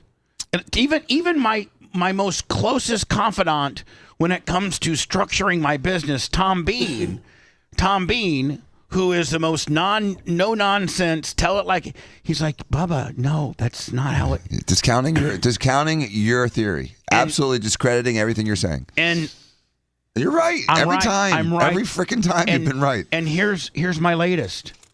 The better we do, the more traction we get, the more viral we go, the more flowers or accolades we get, the more whomever hates us or doesn't want us to succeed turns it up. And it's just when I thought that they couldn't turn it up, and like, all of our advertisers get letters. All of our advertisers get emails. All of our advertisers get, AI clips of me saying various things. And so now this is their latest attempt to screw with us. Man, so many people have BDS. And it's just like, I can tell you right now, I don't pay attention to anybody else in radio. And if they have a viral clip that did really well, spend my time or anybody that I know, or I've asked anybody to make life rough on them because they did something well or got something that went viral or picked up an affiliate or anything like that. I don't have the time. You've never lifted a pinky in that direction. Never. I've never, for the 25 years I've known you, Bubba, I've never seen you do that. And I just, it's happening right now. And it was all triggered by our Michael Jordan viral world star, Daily Mail. The fact that we over nearly 700,000 on Instagram, 1 million on X, and when we do well, or we pick up a new affiliate, or it's like there's a group of them that are highly organized, and they said, all right, it's time for us to start laying the boots to Bubba because he did something good. And it just gets. What's happening here? What's the deal with somebody? We don't have to be secretive about it. It's happening as we. Do we have to be secretive about it? No, I don't think we. Lummy says we maybe should, but I don't think we should because it's happening to us, and they figured out how to do it. And we have to figure out how to get a hold of YouTube and all the other platforms to say that we're getting screwed with. And so they have figured out, Seth, this is my understanding. And let me please step up and tell me where I'm wrong or right, or maybe I should have you explain it. But now I guess if you complain enough about a particular stream and say that we're not safe and that we're potentially promoting suicide and we're potentially promoting whatever bad stuff, there's you can complain on a channel and then they kind of lock you down. And it looks like, let me work on YouTube, it looks like we're locked down. Yes, yes, we currently are. I mean, when you go to our channel, it says you potentially might be watching something that's promoting suicide or disturbing images. Click here. Which at that point, Lummy, I don't know that you come up. I think that limits us being a recommended page. I think it limits us on a lot of things. It's not. Yeah, it's not gonna help. So. Is it done for the rest? I mean, is it locked in for the rest of the broadcast? No, that warning? No, hold on. Dan, it could be this way forever. Now that they figured out how to do it. Yes. That's just like, it's just like, oh my God. Do you have confirmation of who did it? No, of course you don't. No, you don't know who did it. That's not a miss, Dr. Dan. No, I'll tell you who did it. Somebody who doesn't like us succeeding. And that's a very large group of people. Does it have to? It says like it's a suicide thing. Does it have to do with the headline for today? Because the dad killed himself on a murder-suicide. We got it. I sent the thing to Bubba. He's got it. It's. I mean, Bubba's right. Does it say something that's interesting?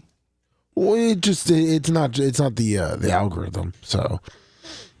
Let me, you know what? I will be actually right on time. I got to read what you sent me, and have a better understanding what's going on. It's just ridiculous. A bunch of haters, a bunch of terrestrial only haters that just wish they had what we had digitally, but you don't. And you know what? And you guys suck so bad that when you guys take off, you don't even have somebody to slide up in and keep your numbers up. I do, bitch. Somebody you completely discarded and didn't care for. Interestingly, somebody's trash is my treasure. I just refreshed it. It didn't happen again. It's hard telling. Did I just get thrown into this? Yeah. Well, no, I just. Oh, they don't care. They don't care. They don't care about me. I just said that their trash is my treasure. And I just said, I just said that, I mean, how untalented are they that if they take a day off, they don't have a support, they don't have somebody that can slide right in and do a decent show or even a better show or as good of a show and have the same type of numbers and money given and don't miss a beat, but have yet a different feel for the show that keeps everybody captivated. They don't have that. I do. Yeah, you're damn right, you damn whores over there. If you love that segment, then check out BubbaArmyHQ.com and do a deep dive on past shows. The Bubba the Love Sponge Show will be right back.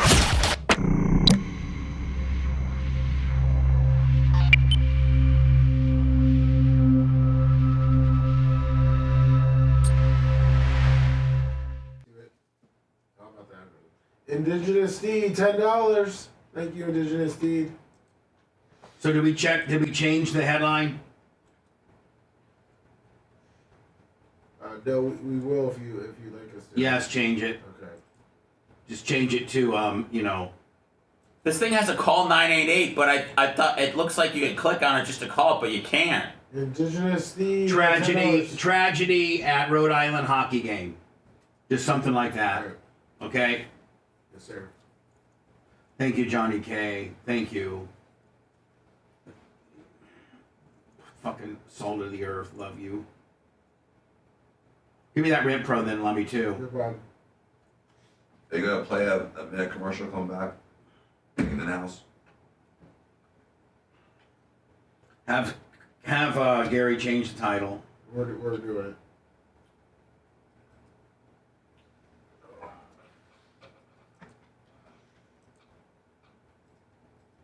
Yeah, you chatters. I mean, it's just fucking ridiculous. Maybe the government didn't like our moon talk. It's Havana syndrome. The Russians are out. There's something going on here. Yeah, it's fucking trolls that hit the complain report button, and Doesn't it make you kind of naughty though to have like a naughty warning? makes me naughty. It's like, ooh, this is a naughty show. Be like, oh my god, I gotta watch this naughty show. We should just probably name it the Naughty Show.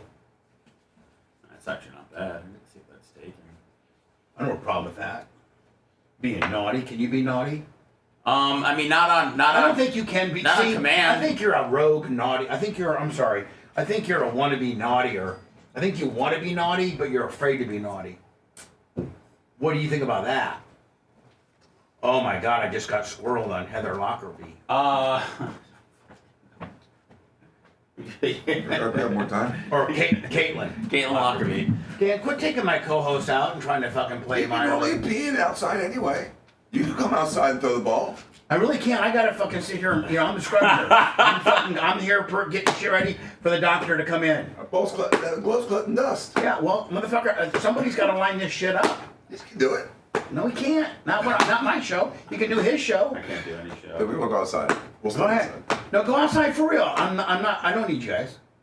You guys got 2 minutes. Go. I'll get you at least 4 throws.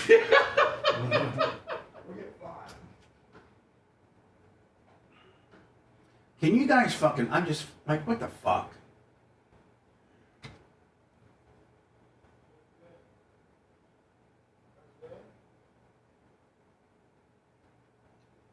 Hi, John Costico. All right, title's changed. Okay. Thank you, bud. Come here a second. I tell you a whisper. Yep.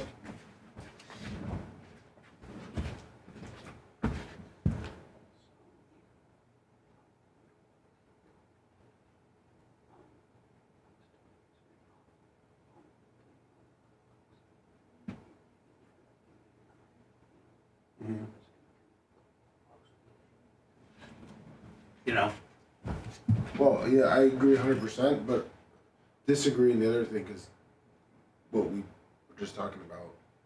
It is. That is how it's happening. Yeah. So, I guess I'm right. Yeah, no, you're right. Oh.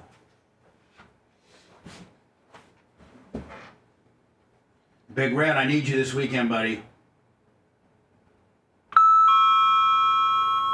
Question, G Funky Bass.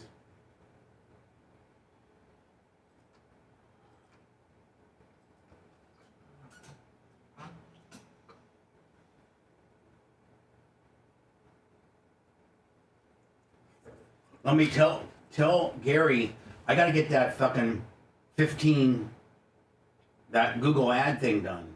Yeah, he's been working on it like on the side. For the 30 seconds, right? Yeah. Yeah. I can do like the mat with the horn blasters and the 4th gen roofing. Yes. Yeah, because we got a lot of footage from Barb. But what? We got a lot of footage from Barb. Oh, okay. Yeah. And I'm gonna see it, and then. Yeah, he wants to put it like a rough draft for you to put together.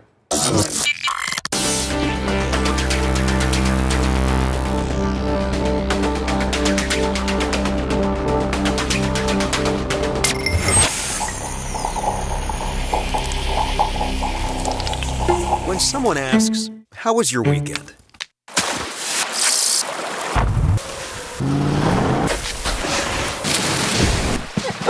Have an answer. Just do what you love. Toyo Tires. He doesn't care about opinion polls and research studies. I feel safer already. He's more concerned about getting a hot porn star for a mix-in with his wife. Okay, good, because I want to have sex. You're listening to the Bubba the Love Sponge Show. I like that. Nice. 813-90 Bubba. It's the Bubba the Love Sponge Show. Lemmy's kind of bummed. It's like, come on, man. Hello, you're on the air. By the way, John Kostika, always there when I'm down to the dumps. I love him, my little Valpo steel slinging homie. $100 in the PayPal. Thank you, Johnny K. Hello, who's this? I wouldn't worry about what YouTube has up there because I go on YouTube every day to watch you guys, only because it's convenient for me. It did say this morning, do you want to watch this video, yes or no? And then in smaller print, which if I didn't have my glasses on, I wouldn't have seen it. It says that it contains suicidal or self-harm topics. I could care less.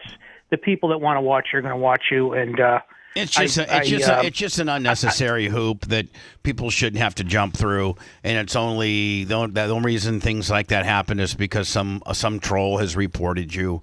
And it's just ridiculous that as soon as we start doing good on any way, shape, or form, the trolls come out and will try to get us canceled and lose our advertising and affiliates and everything. Anything good that ever happens to it is always thwarted by the dozen or so, anti-Bubba assholes out there that are rooting for another program. That's I agree, but I just for your sake again, you've been around this a long time. You've been through the highs and lows more than most.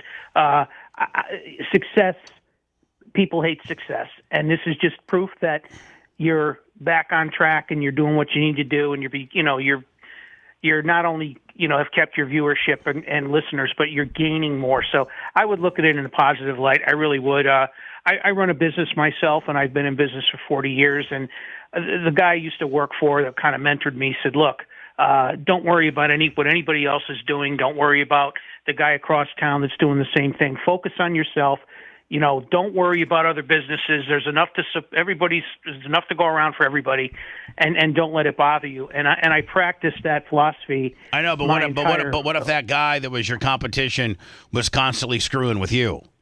And every time I've had it happen. And I try not to waste any time letting it bother me because, again, I look at it as, the guy's obviously not doing what he needs to do. And matter of fact, that's exactly what I said to one individual. And I used to work for him. I worked for him, and then I left that business, what I thought was on good terms. As soon as I hung up my own shingle, he started with the bad mouth. And I confronted him, and I said, look, what's the problem? I said, I worked for you for years. Never had a problem. I was a model employee. You gave me raises typically, this, that, and the other thing. I did everything. I said, there was nothing more here for me. I said, and I told you when I was leaving, the only reason I wanted to leave is because I had reached my limit with you. I said, you weren't going to promote me. You weren't going to make me any better. You weren't going to give me any more money. And it ran its course. And I was appreciative of him giving me a job, and actually a couple guys that worked there taught me just about everything about the business. I just brought it along to the next level, and I told them, if you're going to be that petty and that sick that you're worried about, I'm not taking customers. I said, people choose to do business where they want to. I said, if you're losing customers, it's because you're not giving them what they need. I said, and if I do that, well, then you need to bring your game up. Whoa. Sorry to interrupt you there, but That's all right. but if people have a distorted information and are being manipulated by outside sources, then they can't make the right decision. And so when people are getting misinformation or negative things constantly spewed to them about your business, it doesn't matter how good your business is, there's going to be a large chunk of people that are going to just walk past it. Oh, I'm not disagreeing with you. I know, but what we're saying is your business isn't the same as our business, and our business is directly affected by eyeballs potentially coming to my channel, and when it's more difficult to get to my channel because it's been because of the trolls have complained on us, then it just kind of bums us out, my friend. That's it. So anyway, I'm just appreciate you, Johnny Longwind, and I hope I didn't upset you by calling you Johnny Longwind, but you were gone. And Dan, thank you for the interruption. Very much so. Your shingle business isn't the same as our radio or our content business. We got some direct people that hate us, and when we do good, they turn up the hate and the adversarial things they can do to us. And people may do a little bit more in-depth research when they're trying to research, what roof shingle to use. When you're online and you're deciding which channel on YouTube to watch, and one is easy and it's promoted because it's on the front page, and one is buried with a bunch of restrictions and hoops to jump through, you ain't going to watch the second one. Right. Hi, who's this? Hey, it's Nate from Naples. Hey, Nate. What's going on, buddy? Been listening to you since 96 K-Rock. Trying to get back on 96 K-Rock. 96 K-Rock. Beasley sold 96 K-Rock, and I don't know who the new company is. So this is what I feel. I think it's your title, because I went back and I looked the past week, 2 weeks, and that warning doesn't come up. I think it's the title you have for today. That's the reason why that warning's coming up now. Well, I said, I went back a week or two, and nothing. There's no. I know, sir. We know what flagged it. It wasn't the title. It was a complaint because we got the back end notification from YouTube that there's been complaints. So. Well, that sucks. That's okay. Back in Naples. We got it. Fort Myers. Thank you, buddy. Appreciate it. Listen, you guys don't know our business the way we do. Just listen to the show. Jump through the extra hoops to get it. And let's move on. Harvey Levins was on Chris Cope. Was it Chris? Is it this Chris Cope? Well, yeah, this is Jay's buddy. Disappearance. TMZ has been. Yeah, which, by the way, we reached out to Chris Cuomo and said, listen, you used one of our clips of one of my co-hosts monologuing, and you kind of clowned him, thinking that you're all that. Well, that person would like to have a debate with you or a discussion about said topic with you. Straight ghosted us.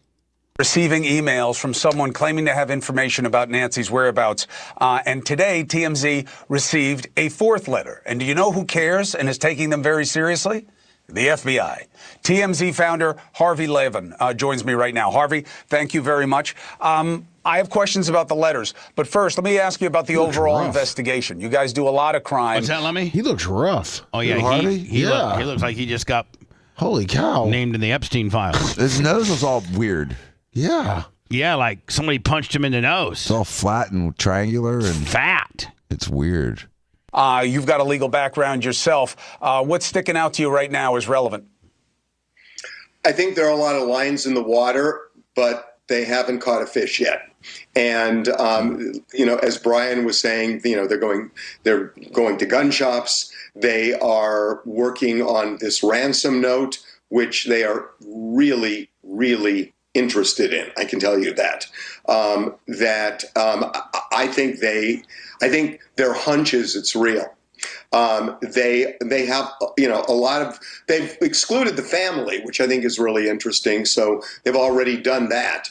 So they're just, they haven't figured it out. They're stymied over the vehicle. It's really perplexed them, bothered them that they just can't nail that down because, in big cities, it's not hard to catch somebody driving from point A to point B, but they just haven't been able to do it here. And of course, they can say the family's not suspects until they change their mind. There's no double jeopardy. I don't, and we can go around the room, and I'd like that.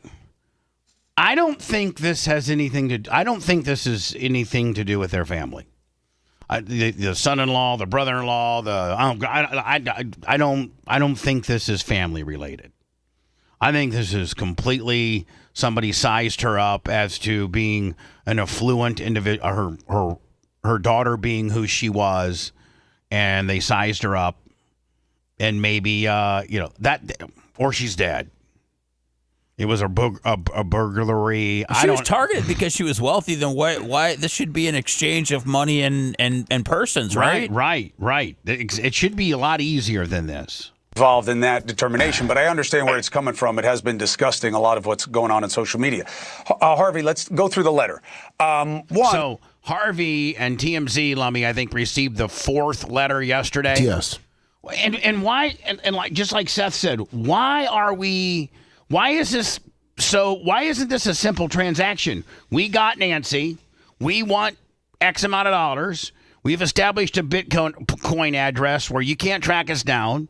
Send us some money. We'll drop Nancy off at a Waffle House on the corner of Yippee-O and Yippee-O.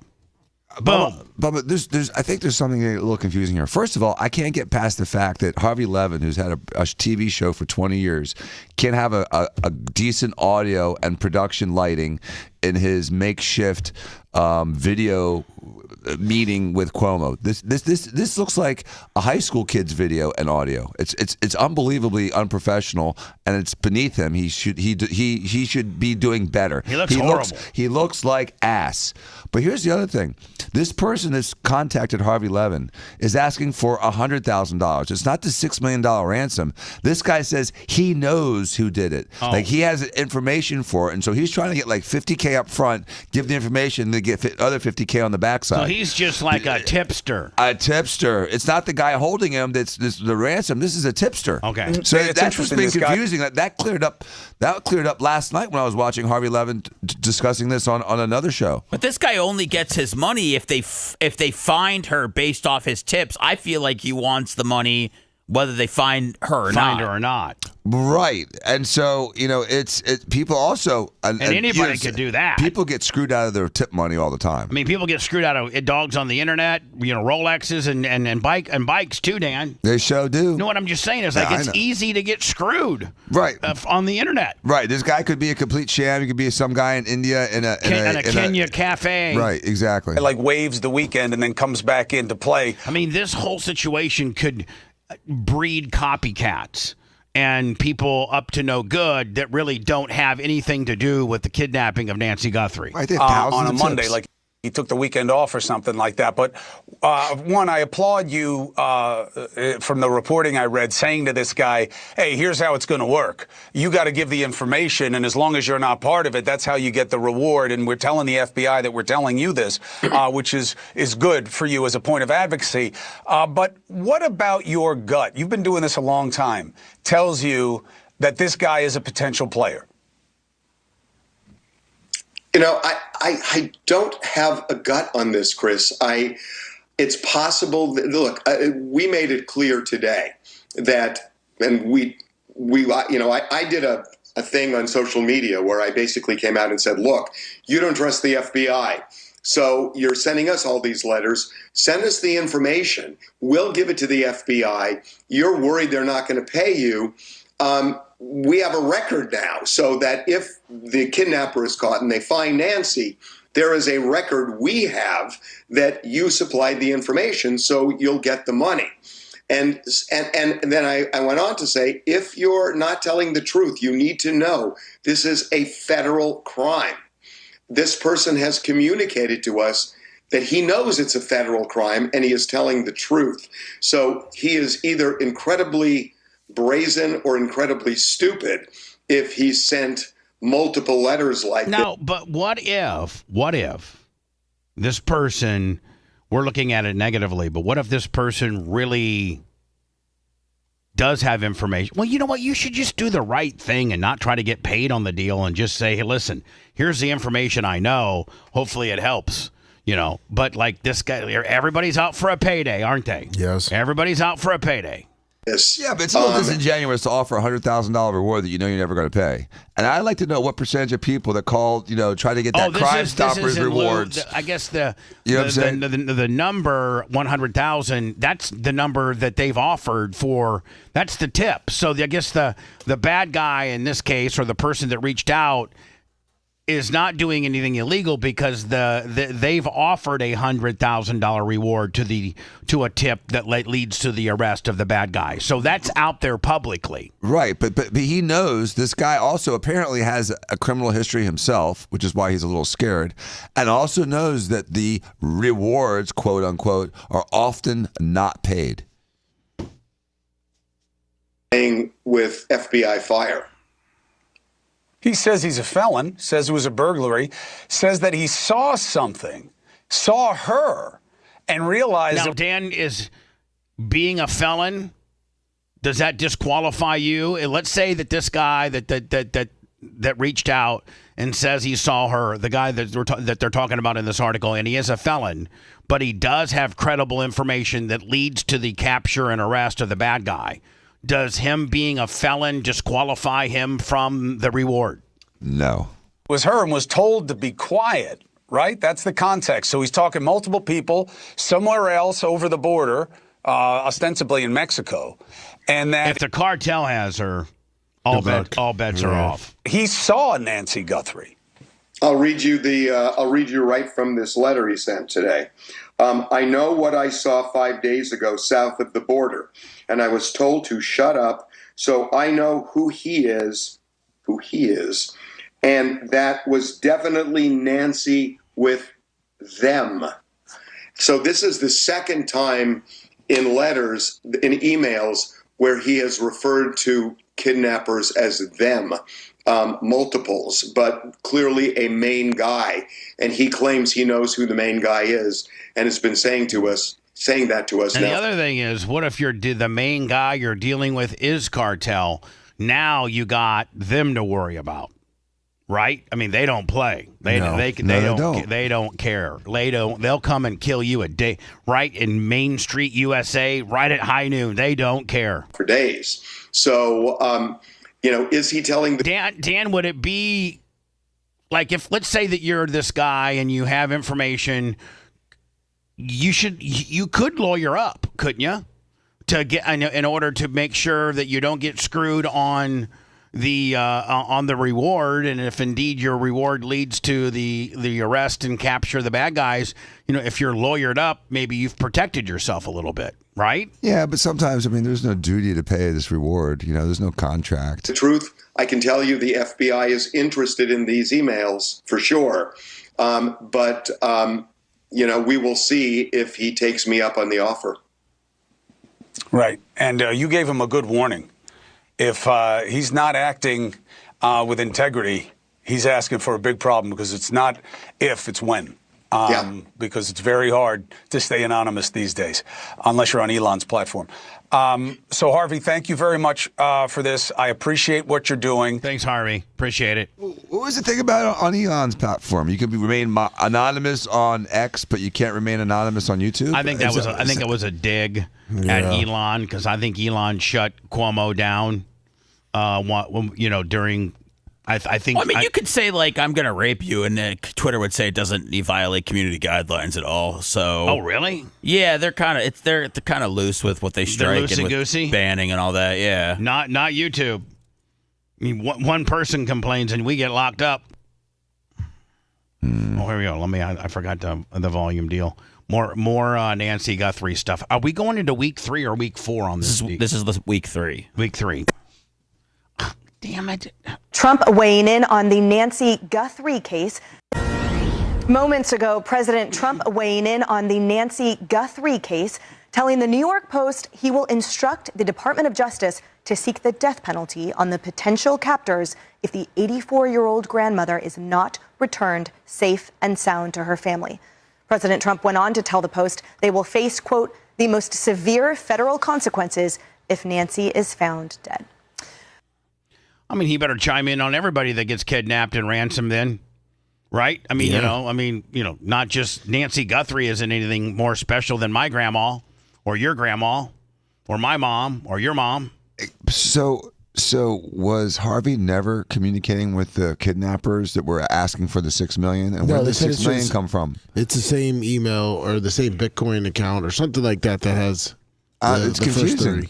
So, Lummy, are they saying that the guy that wants the $100,000 for the tipster is directing the money to the same Bitcoin account that the guy that wants the $6 million? Yeah, and on TMZ it says the email with the same Bitcoin account as the other 3 notes says, and then goes into what's the bad guy trying to double dip? He's trying to get the $100,000 tip and the $6 million ransom. Mexicans can be confused sometimes. The search for Nancy Guthrie has entered its 3rd week. Tonight, CBS News reports the Pima County Sheriff's They're going to bring in a dog that sniffs for pacemakers.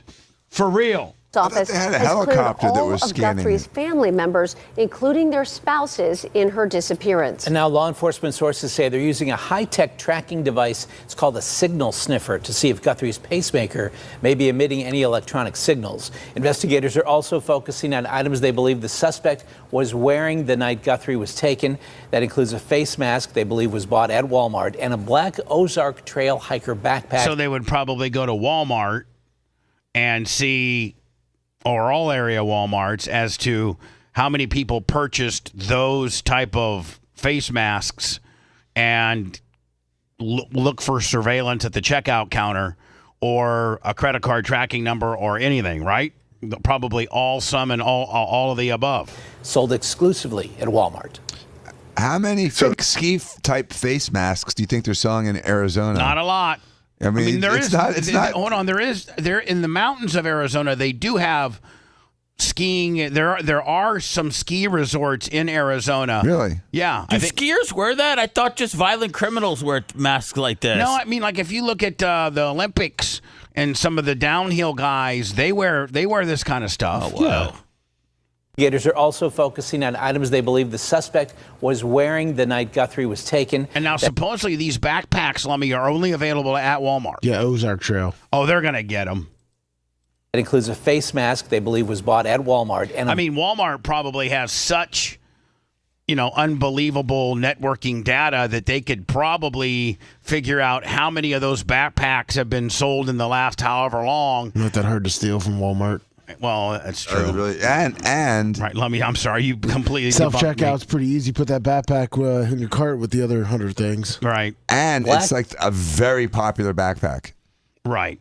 Ozark Trail hiker backpack sold exclusively at But I got to think the ski mask is not a hot seller. No, not there. Walmart. So if you think about the way big box stores track their inventory, it's quite possible they would know when every single Ozark backpack was sold. I mean, I'm not trying to be. I'm not trying. Does anybody know what I'm going to say? I'm not trying to be Johnny Weirdo or anything like that. But maybe it's not the right look to have your child when you're on national TV in a full. Sneeze. In a full-blown, I know he's got his swimmies on, but like in a full-blown bathing suit at the age of 4, right behind your right shoulder. I don't know necessarily if that would be the best. Maybe back. It's him. I don't know. I don't think they'd have swimmies back then. The Pima County Sheriff's Office tells CBS News investigators have spent several days reviewing surveillance video from Walmart stores in the area. The FBI also says it's entering DNA recovered from a glove found about 2 miles from the crime scene into its database. Hi, who's this? Hey, Bubba, this is John from St. John. Yes, John from St. John. How are you? Good morning, dude. It is an honor to speak with you, man. Your work ethic is off the page, man. I mean, you grind it out, Bubba. Well, I am a grinder. Thank you. I'm not on Grinder, but I'm a grinder. Thank you.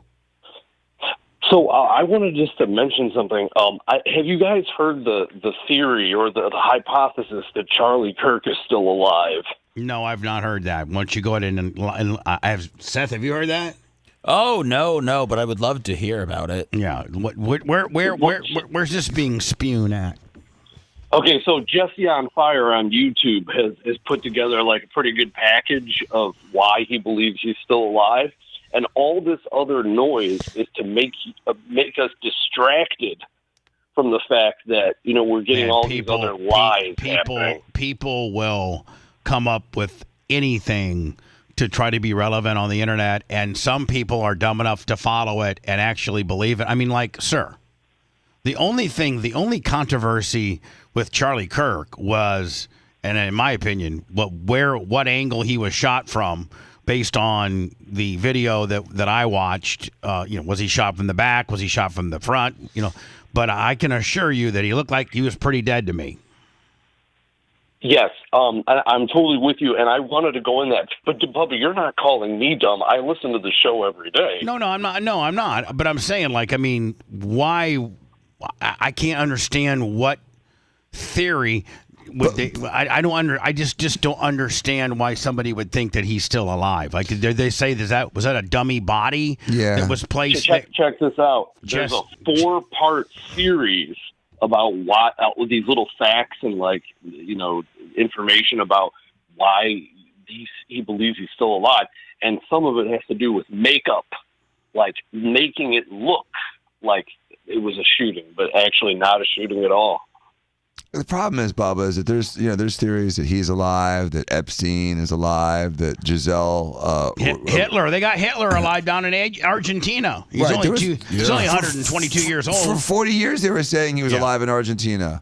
Elvis is alive. Elvis is alive. But they're all still alive. Jim Morrison's alive. And there's this fun island where they're playing music and getting high, where Hitler and James Dean and Elvis are all passing the peace pipe. But it's hard to troll through it. You can't tell what's real, what's not. It's impossible until you it's like doubting Thomas. And so I stick my fingers in the holes of his hand and his feet. I'm not going to believe it's the Jesus you're telling me it is. So, sir, this guy that you listen to on the internet, what's his main premise as to why or how Charlie Kirk is still alive? It's little circumstances, but there is a photo where they're hauling Charlie away, and there's tubing coming out of Charlie, like blood tubing, to make it look real. So let me ask you a question.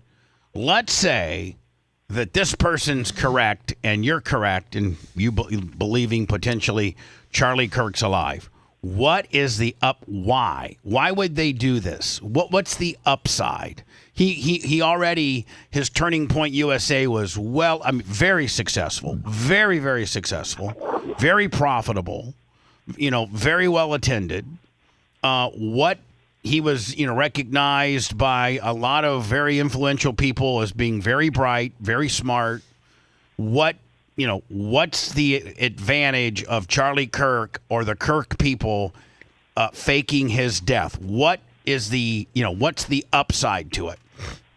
I've looked into this, and Bubba, you should know. How would you love to just disappear one day and not have the pressure of being Bubba the Love Sponge? I would hate it, because I would let my mom down. I would let my son down. If he ever talks to me again, I would let my sister down. I would let my friends down. I would let my listeners down. It would be horrible. And Bubba's not easy to hide. And yeah, I'm not. Here's the deal. I would love to go on vacation. Listen, you know what that's called? That's called, that's called going to Jamaica on vacation at a resort, like Sandals or something, and all inclusive, and you don't have to leave the island, and that's all I need for a quick little getaway. I don't need to. The pressures of life aren't so bad on me, although I do have some, that I have to fake my own death so that I can walk around anonymously. And I don't think Charlie Kirk needed to do that either. He had a family, he had a wife, he had children, he had millions and millions of people that admired him. He was smart. He had a successful business. He was affluent. He was a millionaire. What I mean, The other thing is that you think that you're escaping this pressure, this societal pressure, by faking your own death and hiding someplace. Now your new paradise has become your new prison. Right. It doesn't make any sense at all. Charlie Kirk at any time could have said, I'm not doing Turning Point USA anymore. It's too much pressure, too much adversarial reaction. I've made my money. I'm just going to sit in a studio every day and do the Charlie Kirk show where I'm 100% safe. And I'll be able to make, and believe me, I've seen Charlie's numbers and his platforms. He was a millionaire by far. And But the value of his company did skyrocket after his death. Just like, Beatles albums went up after John Lennon died. Just like Michael Jackson was, $500 million in debt when he died, and now that he's dead, his estate's worth $2 billion. Right. So sometimes dying is lucrative. Maybe it's good for. Maybe I should die just so that I can set everybody up. Seth, I can set Seth up. Everything. Seth, if I died and you got like 300,000, that'd be cool, wouldn't it? Yeah, of course. Yeah. You want to borrow my gun, Seth? Yeah. So, sir, I've not heard of this Charlie Kirk is still alive conspiracy theory. I hope you're not mad at me by me saying I'm not interested in hearing it. I don't believe it. I think it's stupid, but I don't want that to reflect on what you think I think of you. Hey, Bubba, did Hogan like anonymity? Did he dress up to hide? No, Hogan was so narcissistic. He wore shirts like I do of his own logo. No, Hogan did not like. He could never be anonymous. He could never dress up in disguise. He just leaned into being ultra famous. It's not people that are that famous, and Charlie Kirk's not even on the Hulk Hogan fame level, but like the Michael Jordans and the Hulk Hogans and the Donald Trumps and these very famous people that are worldly recognized. That ship has sailed with regards to them being anonymous and being able to have an anonymous life. They have to go on vacation, have security personnel, have floors of hotels blocked off. Just there's a lot of things they got to go through in order to be to have some privacy. They'll never be anonymous. It's just privacy. I meant private. Everyone likes to be private, but think of what you have to go do to go get it. Yeah, well, there's also another side to that. It means you're phenomenally wealthy too. If you're that well recognized, if you're globally recognized, you're probably very affluent. You're probably very rich, and it's because you're globally recognized. So you can't have them both. I don't believe your theory. I don't want you upset with me. I'm not going to go down the Charlie Kirk is still alive rabbit hole. Does his wife, in the conspiracy theory, does his wife think that he's dead also? I believe that everyone that was close to him is in on it as well, and that's what Jesse on fire thinks. But Bubba, we love you, man. All right, thank you. I love you too. I think your theory is stupid. And Erica does have an interesting past. I mean, she's yeah, his wife does have an interesting past.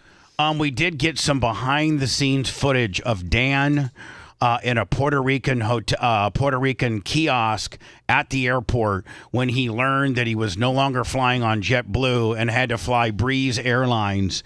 And this is Dan doing the self-check-in from Puerto Rico 2 nights ago.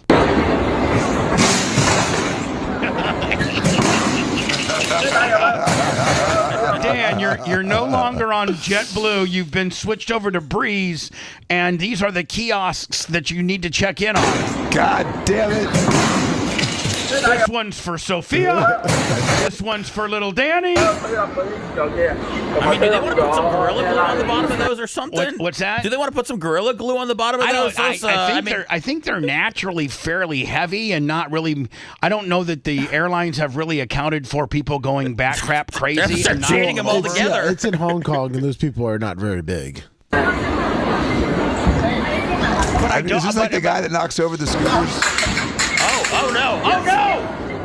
I think this is just literally because he could not do a self check-in, and it kept saying for him to go see like the agent, and he got full high.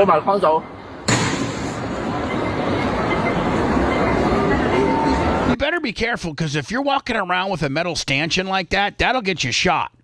In Florida, well, I mean that's a deadly weapon. Those things weigh about 20 pounds. Right. We had a guy that we still are friends with that would like get you into any club in Miami, And he got famous because he was a bouncer at some of those big important nightclubs in Miami over the last 15, 20 years.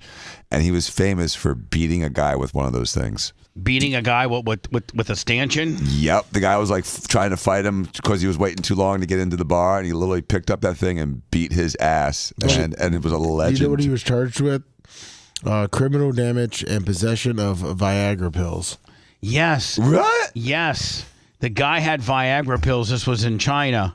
Hong Kong. In Hong Kong. And I guess, and he had a prescription for them. Yes. So, like, Dan, he'd been prescribed Viagra by his U.S.-based doctor. You don't want U.S. guys walking around Hong Kong with giant boners, man. If you want a deep dive into the Bubba the Love Sponge show from the past, go to BubbaArmyHQ.com. We'll be back after these words.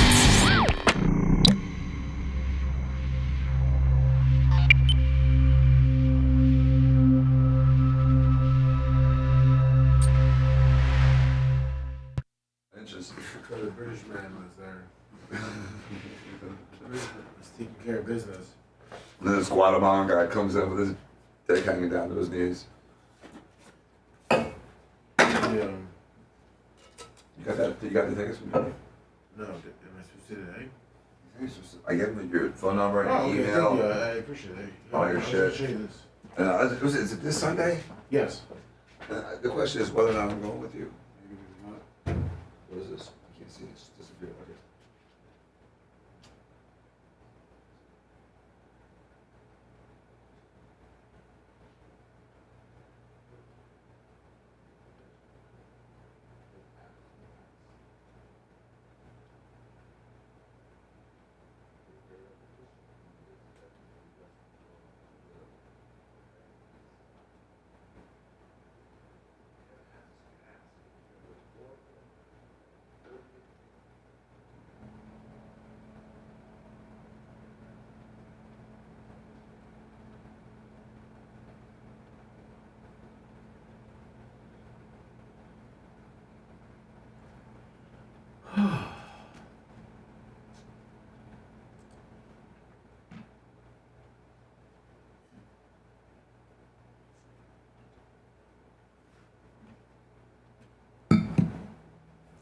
What's up, Jay Bowler? Now, Seth, is this the guy here? I'm just gonna have to play this, and you're gonna have to break it down with regards to Logan Paul reacts to his Pokemon card, and then is this the guy that bought it? Yeah. Okay, and okay, so you're gonna have to walk me through it because I don't know much about it. Okay, I mean, yeah, he just sold a card for $16 million. Right, and then this guy is on a planetary treasure hunt to buy. He wants to buy the Constitution. He said. Yeah, this is Scaramucci's son. If you remember, he was the press secretary for Donald Trump for a little bit. Right. Does he have that kind of money?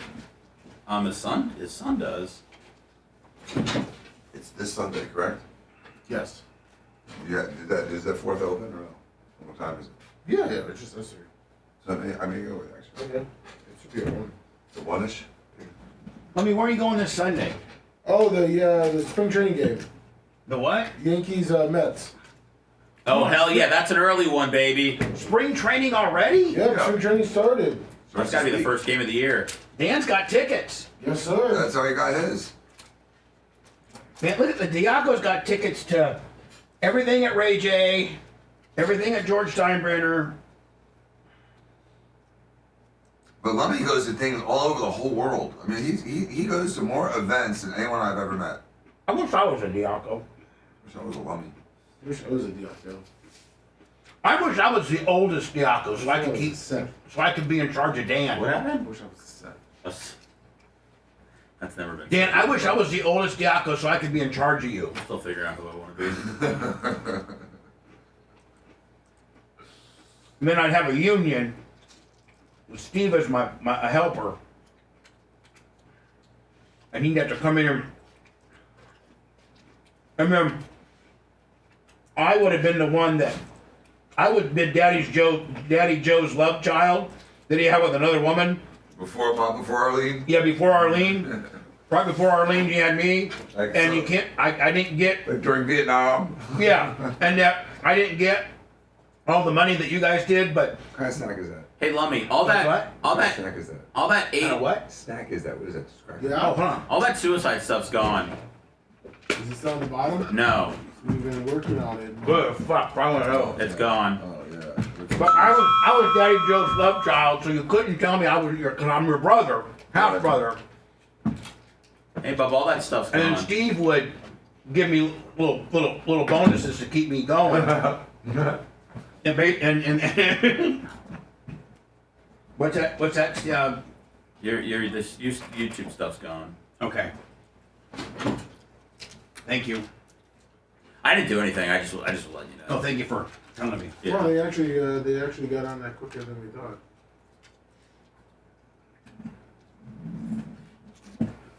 Yo, if 877 wants to advertise, they better cough up the bucks. That's right. Is it 877? Well, I don't know what you I call think it's them. what, 988? Oh, shit, man. I only know 911, dude. Well, what's the one before?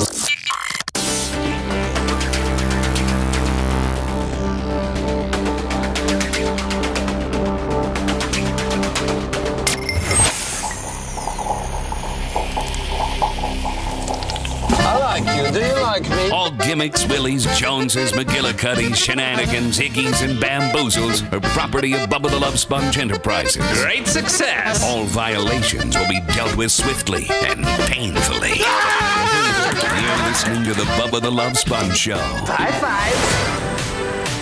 Lummy, it was good to see Jake and Kevin from Sunbelt at the races this past weekend. Yeah, great guys.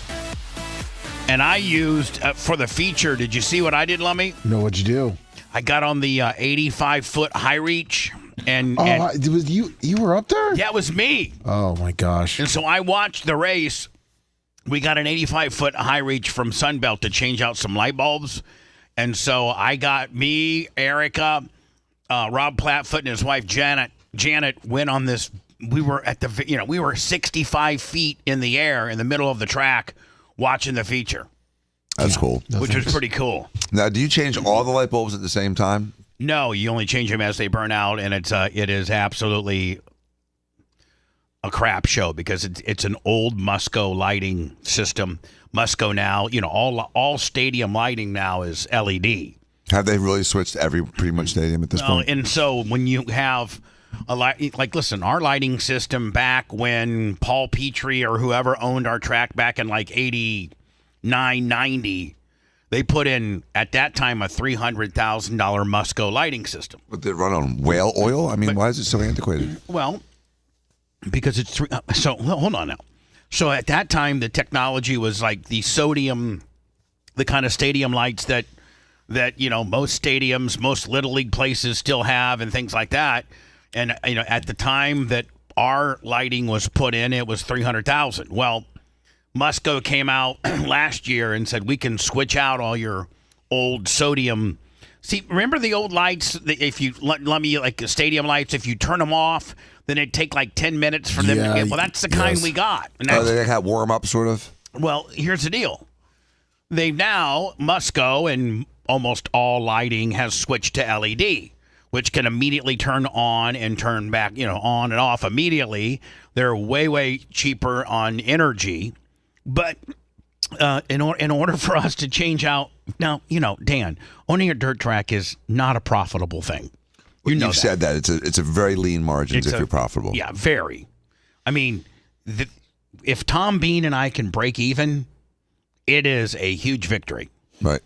And it's a grind. We've been having this place for, for 15 years now.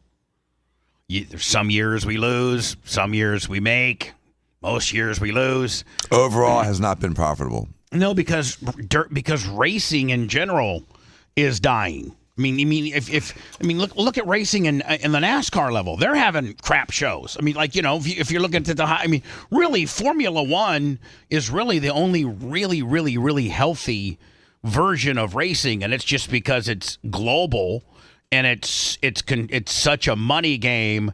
You're talking about Ferrari and McLaren and Red Bull and Mercedes. You're not that's the upper echelon. They're making money, but other than that, most racetracks don't make money. And so when Musco comes to us and says, yeah, your sodium 1991 lighting system with 9 towers it works, and you occasionally have to have a burnout bulb or a transistor, but we can completely switch out everything to LED lighting, but it's $375,000. Oh. Well, me and Tom Bean tell them, don't let the door hit you in the ass, my friend, because we'll go ahead and rent a Sunbelt high reach, get our asses up there, and switch them out by hand if we need to. How much does one bulb cost? Like $30. Oh, not unreasonable.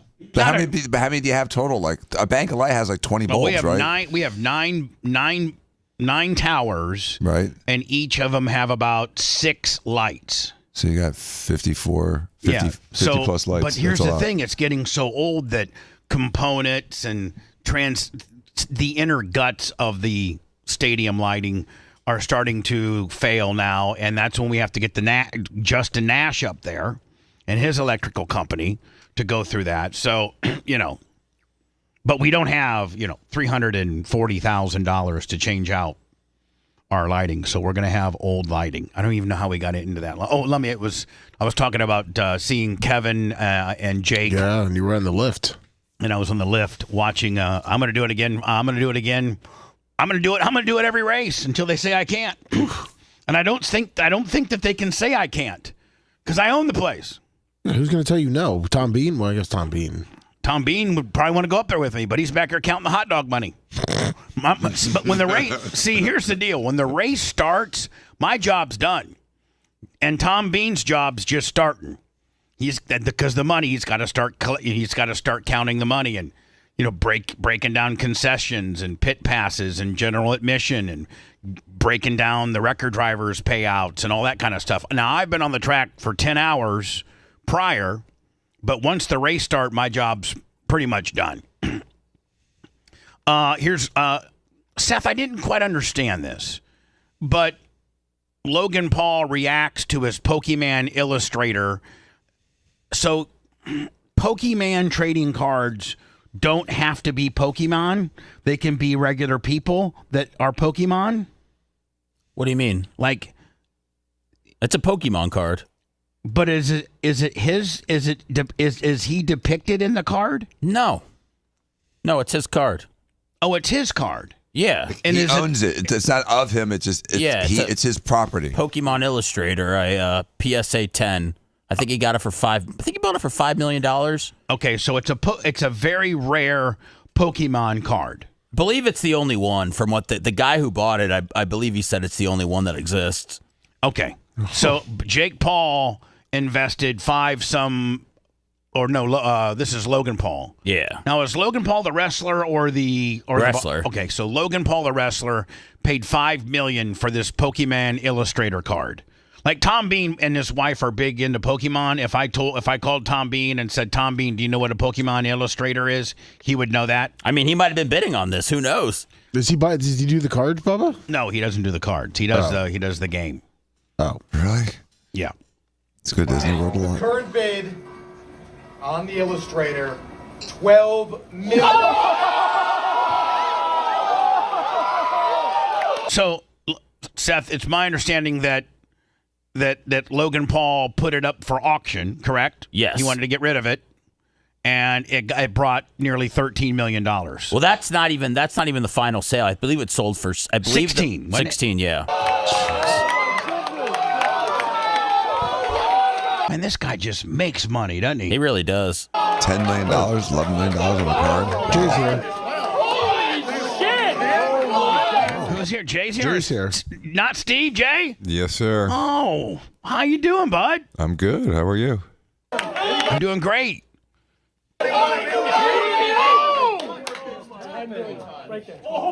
Jay's going to stop flipping cars and get into Pokemon. I mean, Jay, I know you made a lot of money, but I don't think you've ever made $9 million on a car. No. Made $9 million. On a stupid trading card? On a stupid Pokemon card. Is there a baseball card worth that much, Seth? Oh yeah. What's the Hornus Wagner or the number? I think there's a Mickey Mantle. I think there's like a Mickey Mantle rookie that I believe is in 50s. I think from that era. Yeah. No. I think it's in the 50 million. Oh, is it? Oh, I don't know. That seems like an awful lot for a trading Hey card. Alexa, what's the highest valued baseball card? The most valuable baseball cards often feature legendary players and rare editions from the early 20th century. Values can vary widely based on condition and rarity, so checking recent auction results will give you the latest information. Let me bang. 1952 tops Mickey Mantle, 12.6 million. Same thing. So right along the same thing as a Pokemon Illustrated. Now this guy here, Seth said his father is or was part of the Trump administration. He was the Scaramucci. He was Trump's press secretary he for was the press like a secretary day. for 11 days or something. Well, his son's rich as hell. Now, did his son make all of his money like Bitcoin or like? I mean, how is this guy got 16 million to spend on a Pokemon card? I'll look it up. My ambitions for the car. Listen to this. He wants to buy the Constitution. He says. I didn't know that was for sale. There's more than one copy of it. Oh, is there really? Yeah. There's one in the museum. There's hold a couple on. others. But hold on. There's more than one declaration. Let me ask you a couple questions. So the Constitution of the United States, which is what we are governed by, pretty much. What as Americans, that's kind of our rule book, isn't it? Kinda. Exactly. Okay. They made multiple copies, and now one of them is at the Smithsonian, is it not? It's I don't know if it's Smithsonian, but it's in a museum. But isn't one of them like at the Capitol building, and if there's something that happens, it recedes down into the floor and goes into a vault so that our Constitution is always protected and that it can never be destroyed by a foreign country. That's what I learned from Nicolas Cage. Yeah, that's the National movie. Treasure, as far as I know. Yeah, is the movie The National Treasure? Is it factual? I mean, I know that they Hollywooded it up, but I mean, I think that part probably is. I'm trying to look it up. I don't have an internet signal here, but I think there were multiple drafts of those important documents. There's no copy machines. There's no Xerox. I saw the original Magna Carta, when I was in England. I mean, but there's only one of them. There's 13 original copies that still exist. There's 13 original copies. How many does the government have? They got to have a couple. I mean, if I'm thinking the government's got a couple backups to the backup, don't you think? I mean, right, Jay? I mean, they just don't got. We just don't got one, right? We probably got 8 of them. Exactly. Maybe there's 4 floating around. Let me. How many? As you research this, how many does it say might be available for public consumption or purchase? I'm looking right now. It looks like there's 13 copies, and one of those copies were auctioned off. One. Okay, Yes. so he's trying to get that one. And who? So can you bing Anonymous bidder for $42.3 million. 42.3 million? Well, it's good to know it's more valuable than the Pokemon card. Well, he said he thinks his card's worth $100 million. That guy.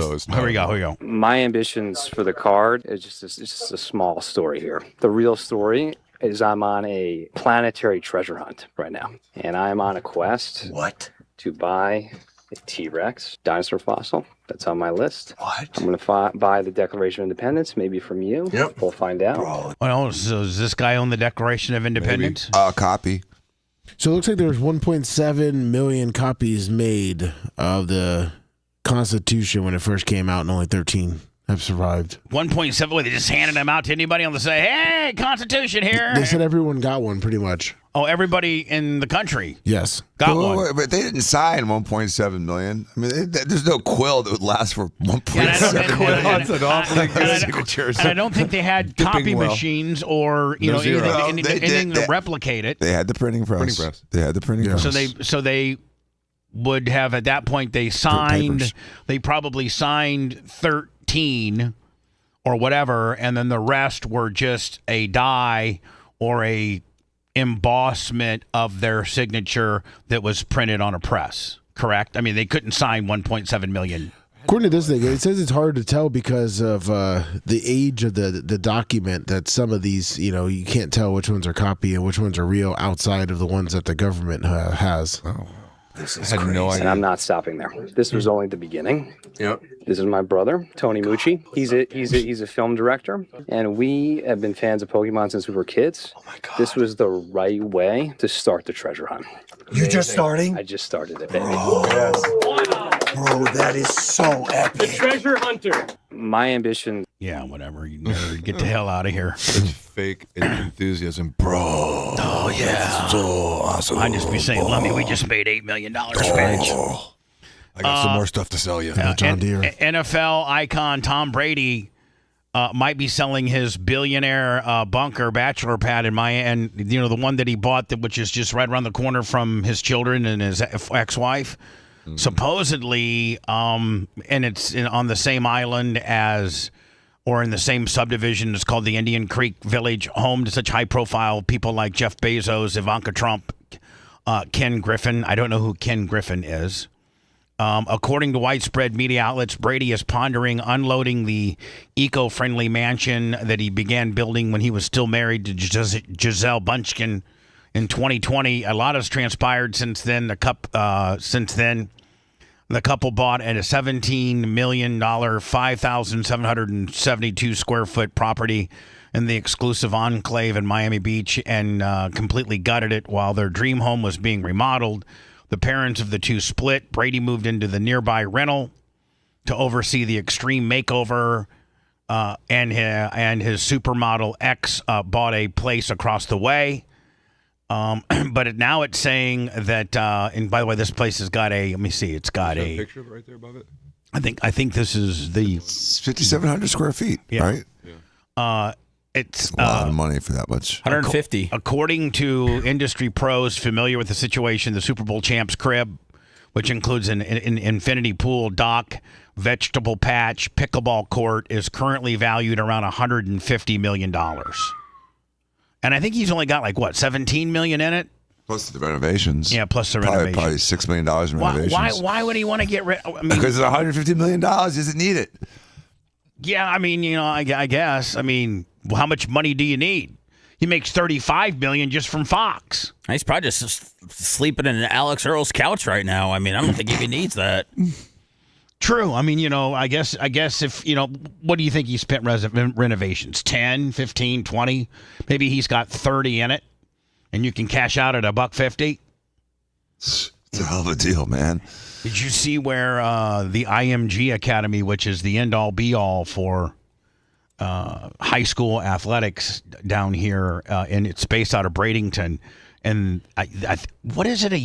Jay, you and Dan might know. Mm-hmm. Isn't it like $80,000 a year? Like if your kid doesn't get recruited because he's a 5-star middle school athlete and get a scholarship and get for free, that I think it's like $75 for the day and $94 if you're room and board. boarding, It's like a boarding school. People from all over the country. It's actually from all over the world. Looks like Mexican drug cartels sent their children there too.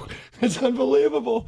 That's unreal. Yes, that's what they did. They did. Yeah. So this is the weather deal here. Let me. IMG's conduct allowed children of two of the drug cartel's leaders to get elite academic and athletic training in the U.S. The Treasury Department says IMG Academy fined $1.7 million for accepting tuition from families linked to Mexican drug cartel. So it looks like, they're going to get, $2 million fine. It's what, 94? Who finds them, though? What entity finds them? Probably the Department of Justice. Right? It says U.S. Treasury. Training in the U.S., the Treasury Department says. So, I guess that's who probably would, find them. The agency's Office of Foreign Assets Control announced on February 12th that the IMG would pay $1.72 million to settle 89 apparent violations of counter-narcotic sanctions. According to the department, IMG accepted tuition fees on behalf of two student athletes whose parents have been sanctioned for providing financial support to services to a Mexican drug trafficking organization. The students were enrolled at the academy between 18 and 22. The tuition payments ranged from $98,000 to $102,000 per academic year. That's Lummy, but there's some kids that are going there for free. Yes. Right? But 4 years, $200,000. So they made $800,000 in tuition, and they're getting fined $1.7 million. Well, it's a little stiff. Well, they were saying that there was stiff. donations. There was 89 donations that were made. violations. Yeah, there's donations they said were made. This is the tragedy that happened at a Rhode Island high school. And the shooter ended up being, or I think they're identifying him, he's dead. He was transitioning or a transitioning person. And I think his daughter comes out and says that was my dad.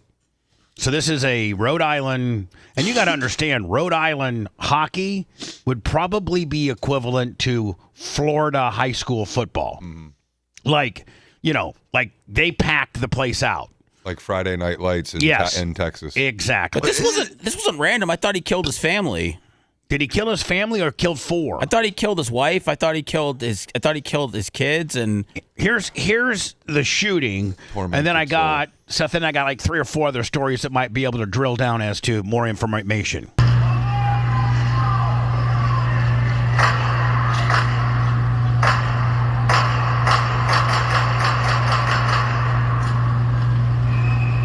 Man, if you're on the ice, get the hell off. Now people start scrambling around, and then you'll see here that the teams all start skating to this area over here, which might be... Looks like where the locker room is. Now, he took his own life, did he not? Yep. Yeah. He killed 4. Is the 4 including him, or is he the 5th? I thought he was the 4th.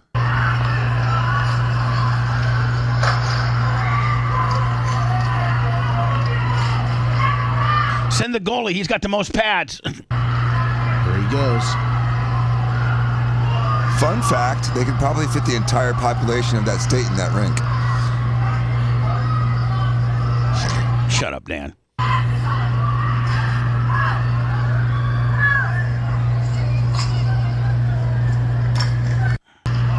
Now, Lemmy, is that the locker room and that's where all the kids are trying to go? Or is it usually the locker room is behind the benches? So there's 2 ways, like to exit out. All right, so here, this is another angle from... He's the one with the white hat. Oh, this guy right here? Yeah. This is the bad guy? Yes, supposedly. And there is no volume on this. There is no volume. So the bad guy supposedly is in the... Well, they do have an upper deck. You didn't account for that. They got an upper deck. Get both towns in there.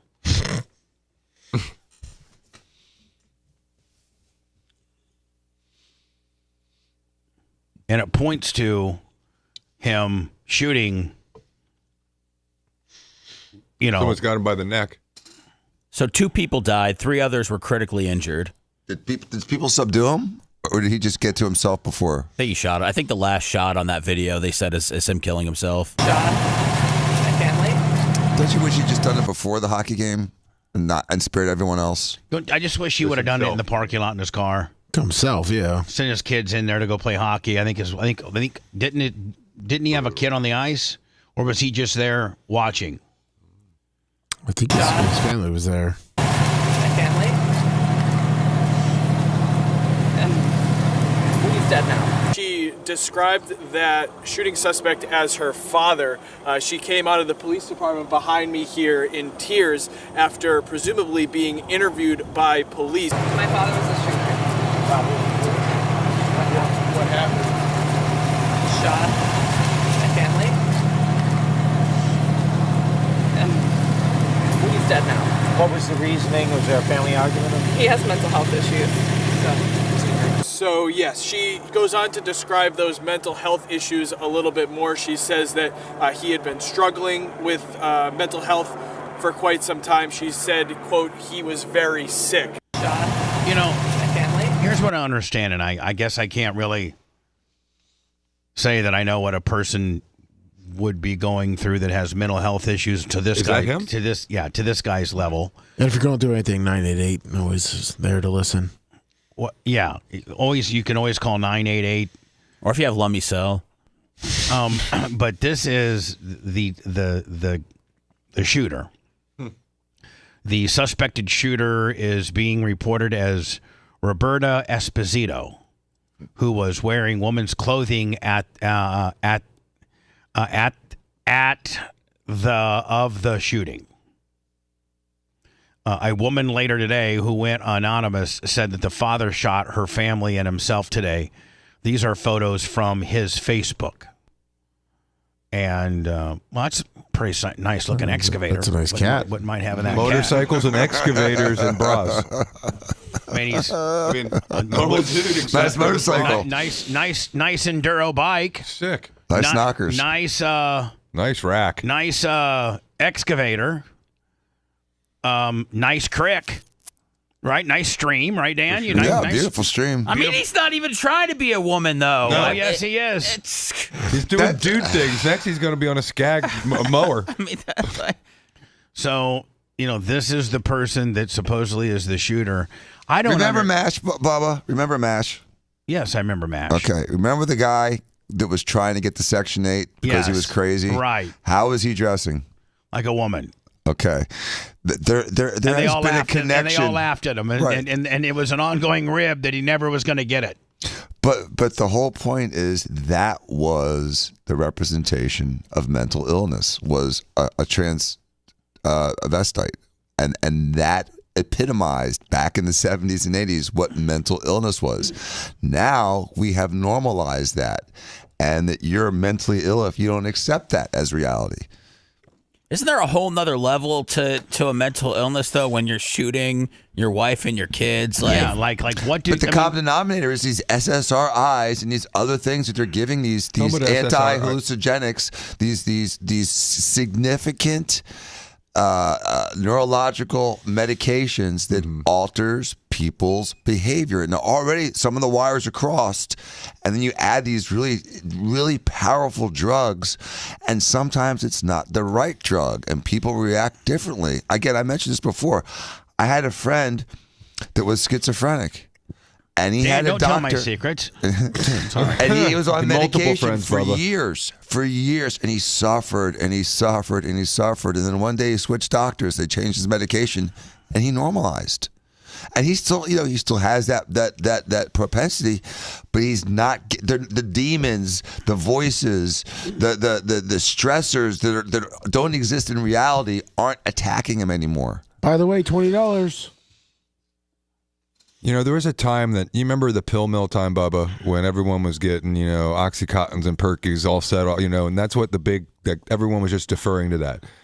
10 years ago, maybe 15 years ago, there started being a real deference to over-medicating people with serotonin blockers. And that's what Danny's talking about. And so whether it's the kid that flew his plane into the side of the Bank of America building, or the majority of these trans shooters who are on significant psychotropic medications. Why don't that they do alter... Why don't they do a report, Jay?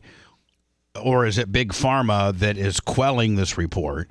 Why don't they do a report and they break down every school shooting, every situation like this, and then have a column as to the medications that these people were on, and do a cross reference. Probably do that with AI. And what the common denominator of the Uvalde, the Tennessee, the Virginia, just all of them start with mental illness.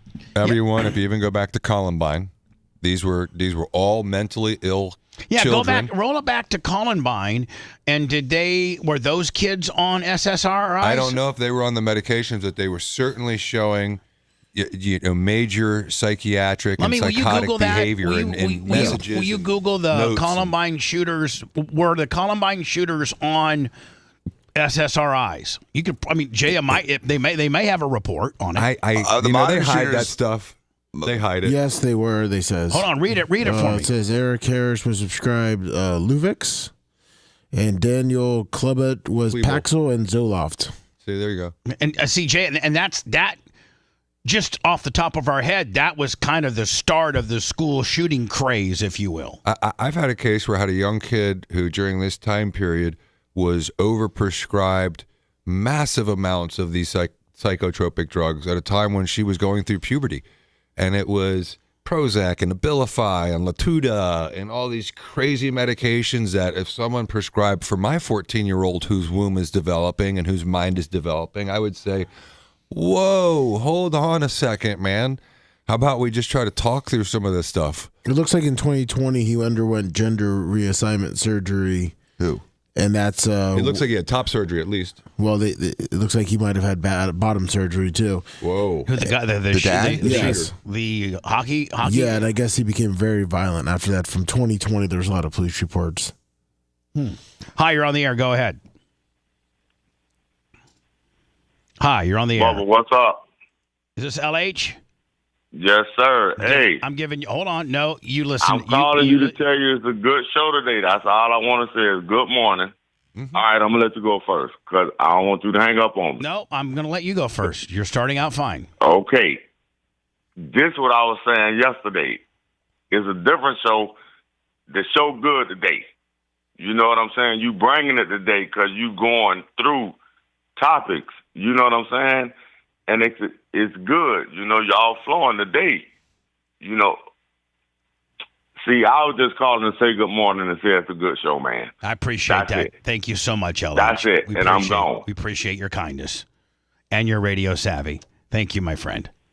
And I did instruct the merch crick. She asked me yesterday as to whether she should send your care package out. And the answer was yes, right? And you know what it was, Jay? You know what I said to her exactly? I do. I know who the Bubba is. I said, you know what? I'm a man of my word. You said yes. And I said, I told the guy I'd send him a care package. Send it. And I say, I support you, LH, as long as you're still nice to me in chat. Hello. Hey, Bubba, it's South Tampa. The reason that mantle car is expensive, obviously people played with them and did all kinds of things with them back in the day because they were a kid's collectible, basically. But like 5 or 6 years after those cards dropped, the owner of Topps took about 500 cases and put them on a barge, and they literally dumped them in the Hudson River because they needed warehouse space because they were high-numbered cards for guys who'd been traded or rookies and things. So that's why another reason why that card is so rare is a unintended scarcity by a owner of Topps. I appreciate your insight. Thank you, my friend. Did you see where in 3 days, I guess there's a subsection or some type of rule in the Olympic, if you're a host city, you have to provide 10,000 condoms in the Olympic Village where the athletes stay. And this guy is reporting that they ran out of condoms in 3 days. Imagine how many endorphins and testosterone and estrogen, what is floating around that village, Danny. And you're dealing, and for the most part, they're all beautiful. You're dealing with in shape, the creme de la creme. Mostly attractive people. Well, somebody said if you got people walking around like Jake Paul's girlfriend, then of course you're going to go through 10 million rubbers or whatever. Right. That's exactly right. They all look like that. Jake Paul's girlfriend. Had Rio Olympics had the highest ever. He shows that 450,000. What? Valentine's Day is in full swing in the village, and I don't think I can add very much more to that. As you say, it is Rule 62 of the Olympic Charter that we have to have a condom story, but I think 10,000 have been used, so 2,800 athletes. You can go figure, as they say. I just saw that this morning when I opened Instagram. I was shocked, but as everyone else. But no, I don't know. I have the only not much to virgin say. in the Olympics to talk.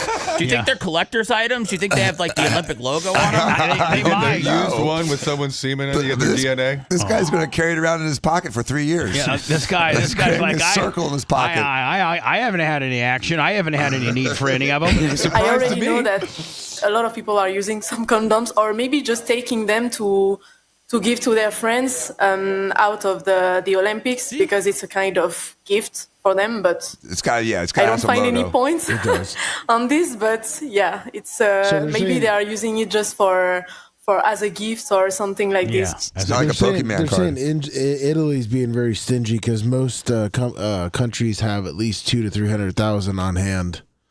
I mean, Jesus. And here's the deal: bring your own. What the hell, dude? Into their penises in order to be able to wear a bigger. Here is the injection in the penises, and they actually got a plastic surgeon suit and gain a few extra meters in competition. The story was pushed by a German tabloid. Then the World Anti-Doping Agency WADA got involved. If anything was to come to the surface, we would look at anything if it is actually doping related. A recent study showed that adding just 2 centimeters of extra suit fabric could add roughly 6 meters of extra distance. E quindi il giochino è che in fase di misurazione si cerca di aumentare il volume del saltatore in modo che poi la tuta diventi più grande. Sports governing body FIS has dismissed the reports as wild rumor, stating there has never been an indication, let alone proof, that this practice was employed. Athletes and coaches are baffled. It's a topic that was talked about quite a lot about a month ago. This is the injecting stuff into your penis to make it bigger and thicker. And even though it would only last, like Dan said, it'd eventually go away, but it would last long enough for while you were at the Olympics to make your suit 2 to 3 centimeters larger could in some instances add distance to your jump. So is that an inch of fabric is 15 feet of jump. So are they doing that just during the measuring where they're measuring the and suit? over the summer they measure for the suits. So couldn't they do that with a Viagra and just go in there like just go in there with a big chub. Just go in there chubbed up. Just go in there chubbed up. Just go in the corner and work yourself up, and then put your suit on, and like, hey, I'm natural. In a ski jumping world, and it was mostly like quite a funny joke.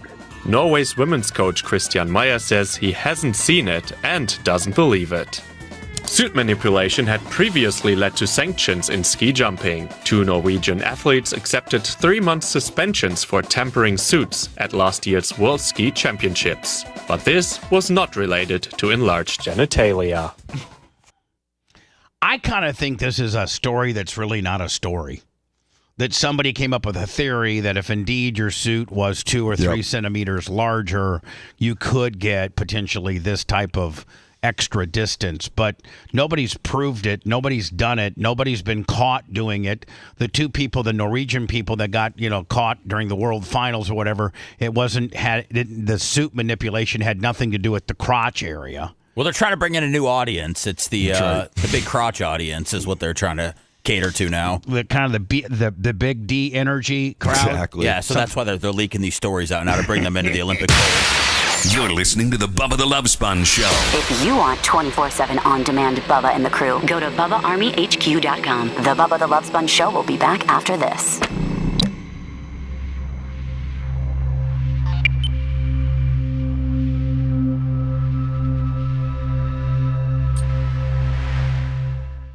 Yeah. Holy hell! It can hurt. All right, guys. Have a great day. Bye-bye. You don't fucking know. You don't know until the dust settles if they're alive or not. Big pal of snow.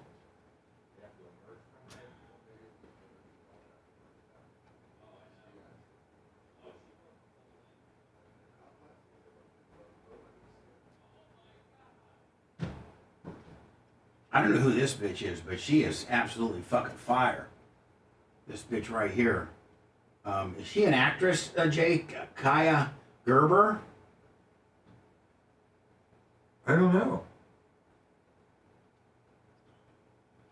She's straight fire.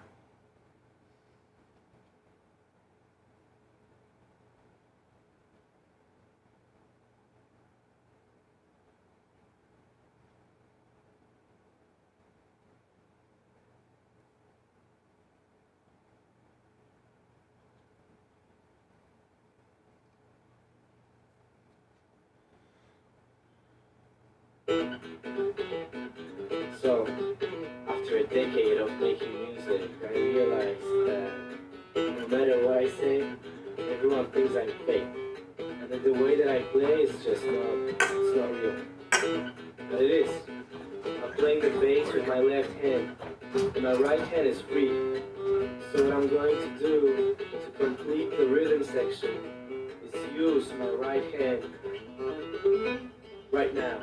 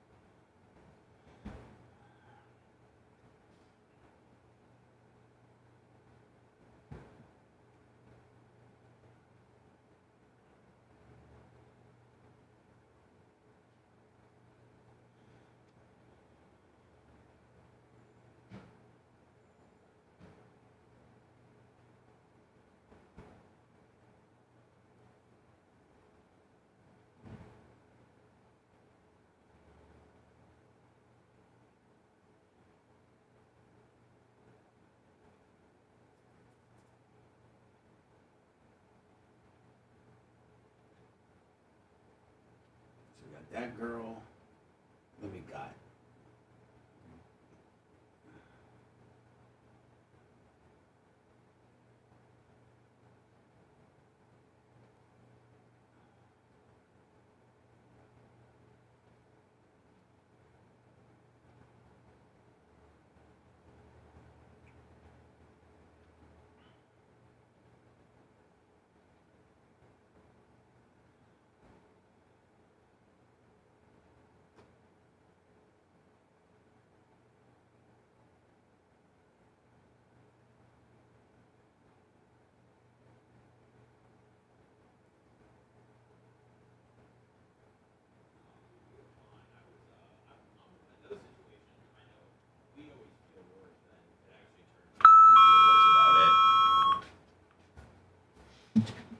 See that Mickey Mantle card?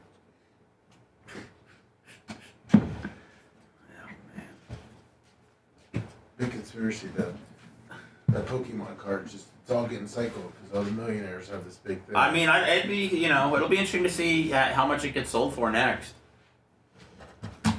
Oh, the next guy? Yeah. I mean, he said he thinks it's a $100 million card. I don't know. I don't know anything about that. He looks like he's a real investor. He did his homework. His brother's outfit is a clown outfit. That hoodie with The movie director? His brother? Yeah. He's the artist type, I'm guessing. I've got some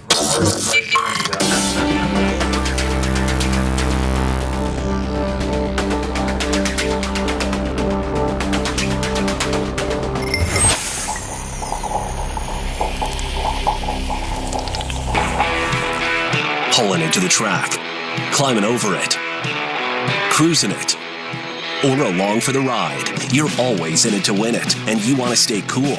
Super Cool Performance. Superior protection against cavitation, corrosion, and erosion. Super Cool Boil Guard. Reducing operating temperatures by up to 20 degrees. Don't get beat by the heat. Visit redlineoil.com for products designed and engineered to keep you cool. Attention, people lovers. A big fat blip on corporate's radar screen. This is the Bubba the Love Sponge Show. Man, that old Brian James stuff is unbelievable. Best voice guy in the history of voiceovers.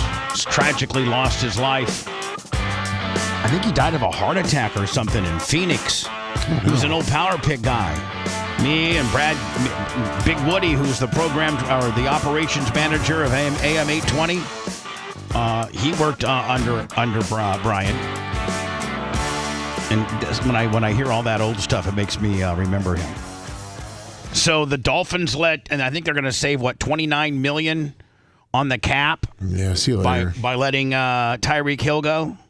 Was your wife affected by this? She's a huge Dolphins fan. Yeah, she's kind of happy. He's a cancer. He's a big cancer. Breaking news in the NFL: the Miami Dolphins have just released Tyreek Hill, about a $60 million cap hit, but they save a bunch of money as well. Now the question becomes: at 31 years old, if he comes all the way back from the injury, which, by the way, didn't he have an ACL and a broken leg or something? Like it was something. It was not just one thing; it was two. Was it an Achilles? Was it some sort of patella tear? Yeah, it was something besides your standard ACL. It was something else, Seth. There was a kicker onto it. Dislocated and tore multiple ligaments in his knee. no reason to think he won't. And money's not the issue because he's got so much money still guaranteed from Miami. You can get him on a rather team-friendly deal. Is it not obvious that he's going back to Kansas City? Yeah. Even though they have Xavier Worthy, their deep game disappeared. I mean, would Andy Reid want him? Boy, they'd be dumb as hell not to. Really?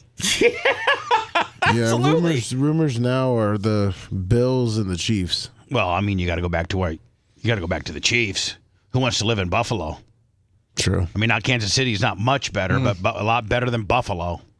Who? Yeah, but he needs to get as much money as possible. He's got I think 8 kids, 7 women. Yeah, something like that. Hill went to Miami. Obviously, Mahomes coming back from his torn ACL. Tyreek Hill would be coming back from his dislocated knee and torn. Oh, there you go, Seth. It was a dislocated knee and torn ACL. So that was that's just more than just an ACL. ACL.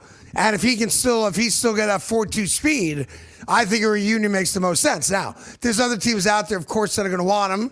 New York Giants would probably want him. To pair him with Malik Neighbors whenever Malik comes back, and probably half a dozen other teams off the top of my head. But Kansas City seems like the obvious destination. I mean, when does free agency open?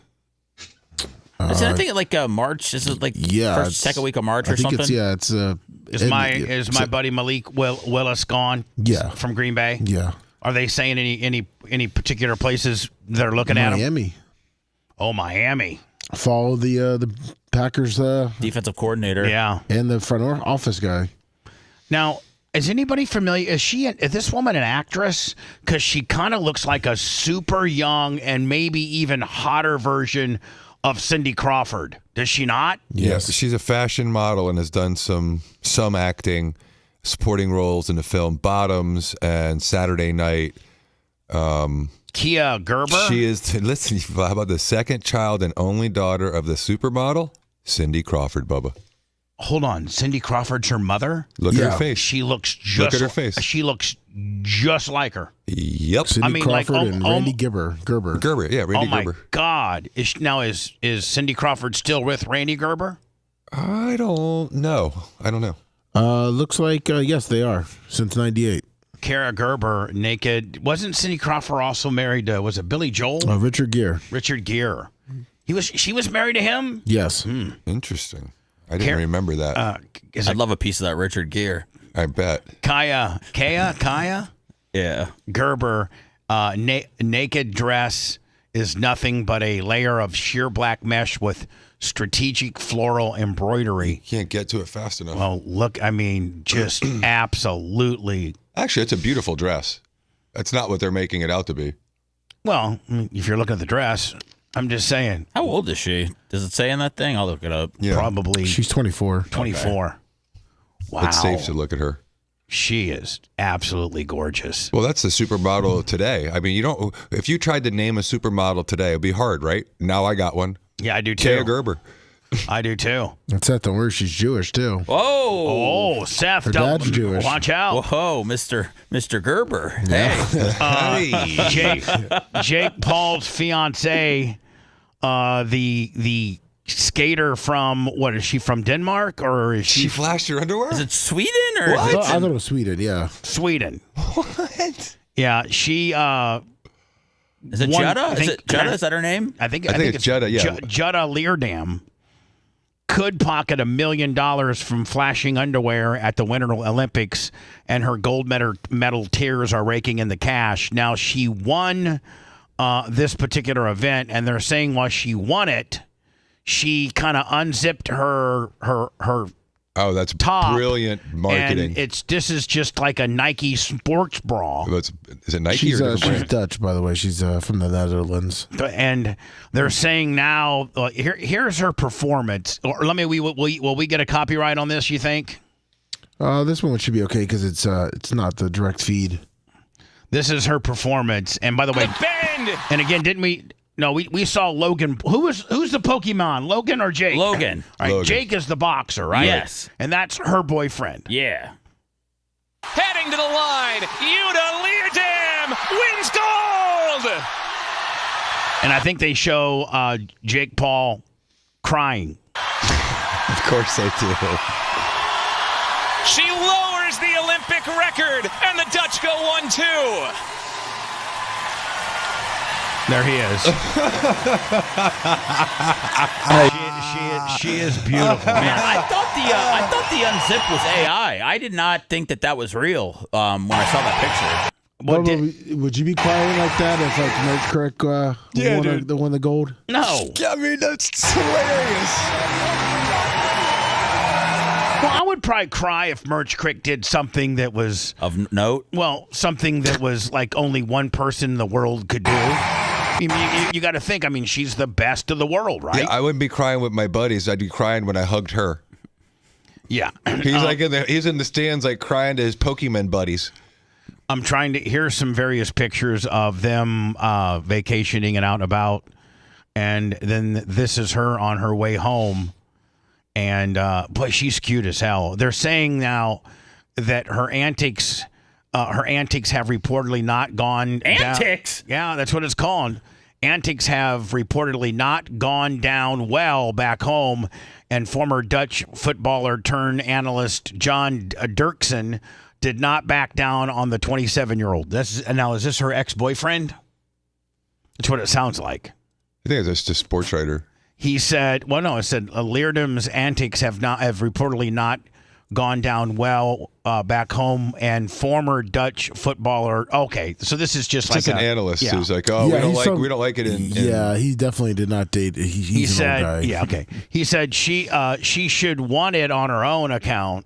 Accord. She should want it on her own accord. She's already living like a millionaire with private jets and everything. Her behavior is horrible to me. That like of a diva. If I were a coach, I wouldn't tolerate that. Gradually, the whole of the Netherlands is starting to get a bit fed up with her behavior. What did she do? Talk about a douche. Talk about a hater. She the just woman's won beautiful. the gold. She's beautiful. She's won the gold for your country. She has a very, very, very, very, very rich boyfriend. She should be able to live the life that she wants to. Period. You hater, jealous little bitch writer.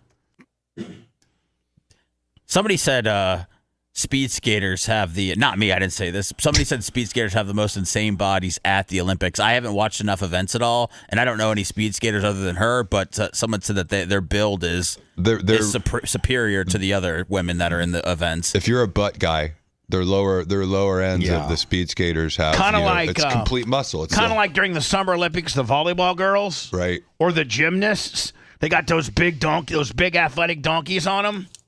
Yeah, those are. You always got to watch out with the age of the gymnast, but I know what you're saying about the volleyball. You're right. You might have to check ID. Speed skaters, you're okay, Seth. Yeah, speed skaters aren't. They look like full-grown women. But the gymnast, you're right. It could be a 14-year-old with heavy makeup. Yeah, you got to watch out. Mom, man, these parents, if they're not dressing up like a transsexual or transitioning people and trying to kill people or their families at the hockey game, then they this woman won custody of her 11-year-old daughter and then killed her at a cheerleading competition in Vegas. What? Yeah. Lieutenant for the Las Vegas Metropolitan Police Department. Today, I'm here to brief you on a homicide that took place at the 3700 block of West Flamingo Road. The details of the call are, At approximately 10:45 this morning, LVMPD dispatch received a call for service for a check the welfare of a mother and her daughter. Officers arrived, met up with security, went up to the room, and attempted to contact the. So met up with security means it's probably a hotel. Went up They're to the room. at the Rio. Oh, they're at the Rio. Yeah. Okay. Mother and daughter in their room. They knocked several times, and they called into the room without any answer. At that point in time, without anything else and no other information and nothing else suspicious, those officers advised security and they cleared from the call. Security continued to get information from family and friends asking them to attempt. Now, Jay, can they break your door down? Yes. In the hotel room? Yes. They can? Yes. If they think that, you're if something very, very inappropriate is happening or something like that? Yes. And you look at those hotel room doors, and if you got the deadbolt on and everything, but don't hotels have like an override key? That yes, I mean they have it for their maids. Dude, they knocked down my door when I was vaping weed. I mean, Right. They can come in there with whatever the hell they want to. Exactly. It was just in my boxers under the bed. Vaping weed. Okay. What was on the television? It was the middle of the night. I just woke up. It was like a plug-in vaporizer. The vaporizers were new at the time, and somebody smelled it. Yeah, I was right by the Have one front of those desk. big pillows next to you, full of it. Yeah, it was right by the front desk, and they came in. No smoking policy. And did you get charged like $150? I thought I was. I also thought they were going to kick me out because I was there on work business to interview Selena Gomez, but they let me stay. So praise the Lord. Daughter inside the casino. At approximately 2:30 in the afternoon, security went back up to the room to attempt to locate the mother and child again. They knocked several times. They also called into the room without success. At that point in time, security decided to make entry into the room, where when they entered the room, they located two deceased females. They immediately backed up and called 911. Patrol arrived and secured the scene. Homicide detectives have been notified and we're currently on scene investigating the crime. It appears the preliminary details that we know so far are, it appears that the mother and daughter came here for a dance competition or a cheer competition. Oh my Lord. Sometime last night, the mother shot her daughter and then shot. She didn't do her cheer good enough. Oh my God. Just kidding. Shot herself. This is a sad and tragic incident. Shot her daughter and then shot herself. This is a sad and tragic incident, and our hearts go out to the family. Can you get any more degenerate or messed up?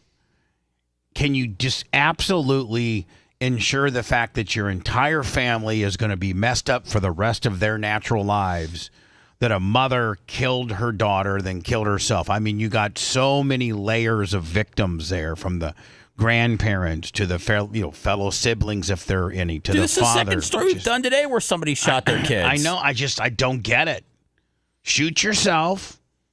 First of all, don't shoot yourself. yeah, exactly. First of all, don't shoot yourself. Call 988. Call 988. You always got a friend. Call 988. But don't harm your child.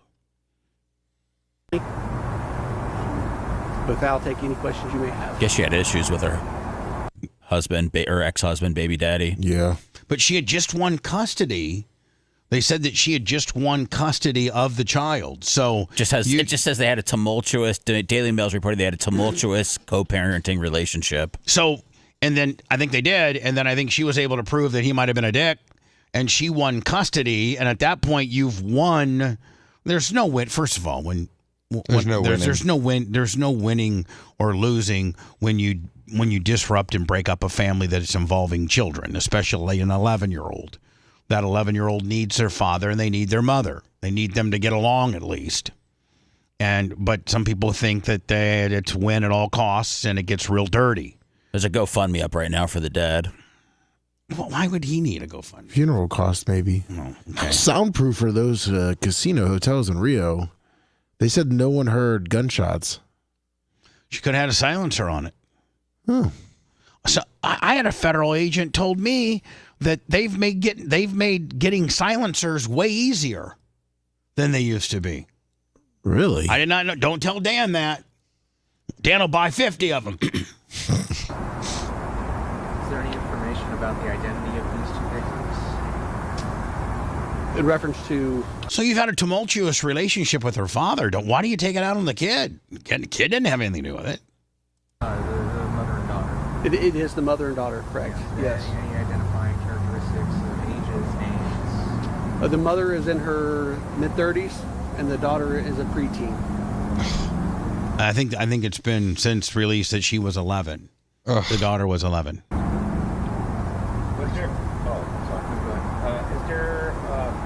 Do you have any information on what type of weapon was used? Was it a handgun? It was a firearm, correct? Yes. Can you confirm this has happened in the Rio? Yes, it was a Rio. I wonder if they have to tell you, like, if you're checking out that room.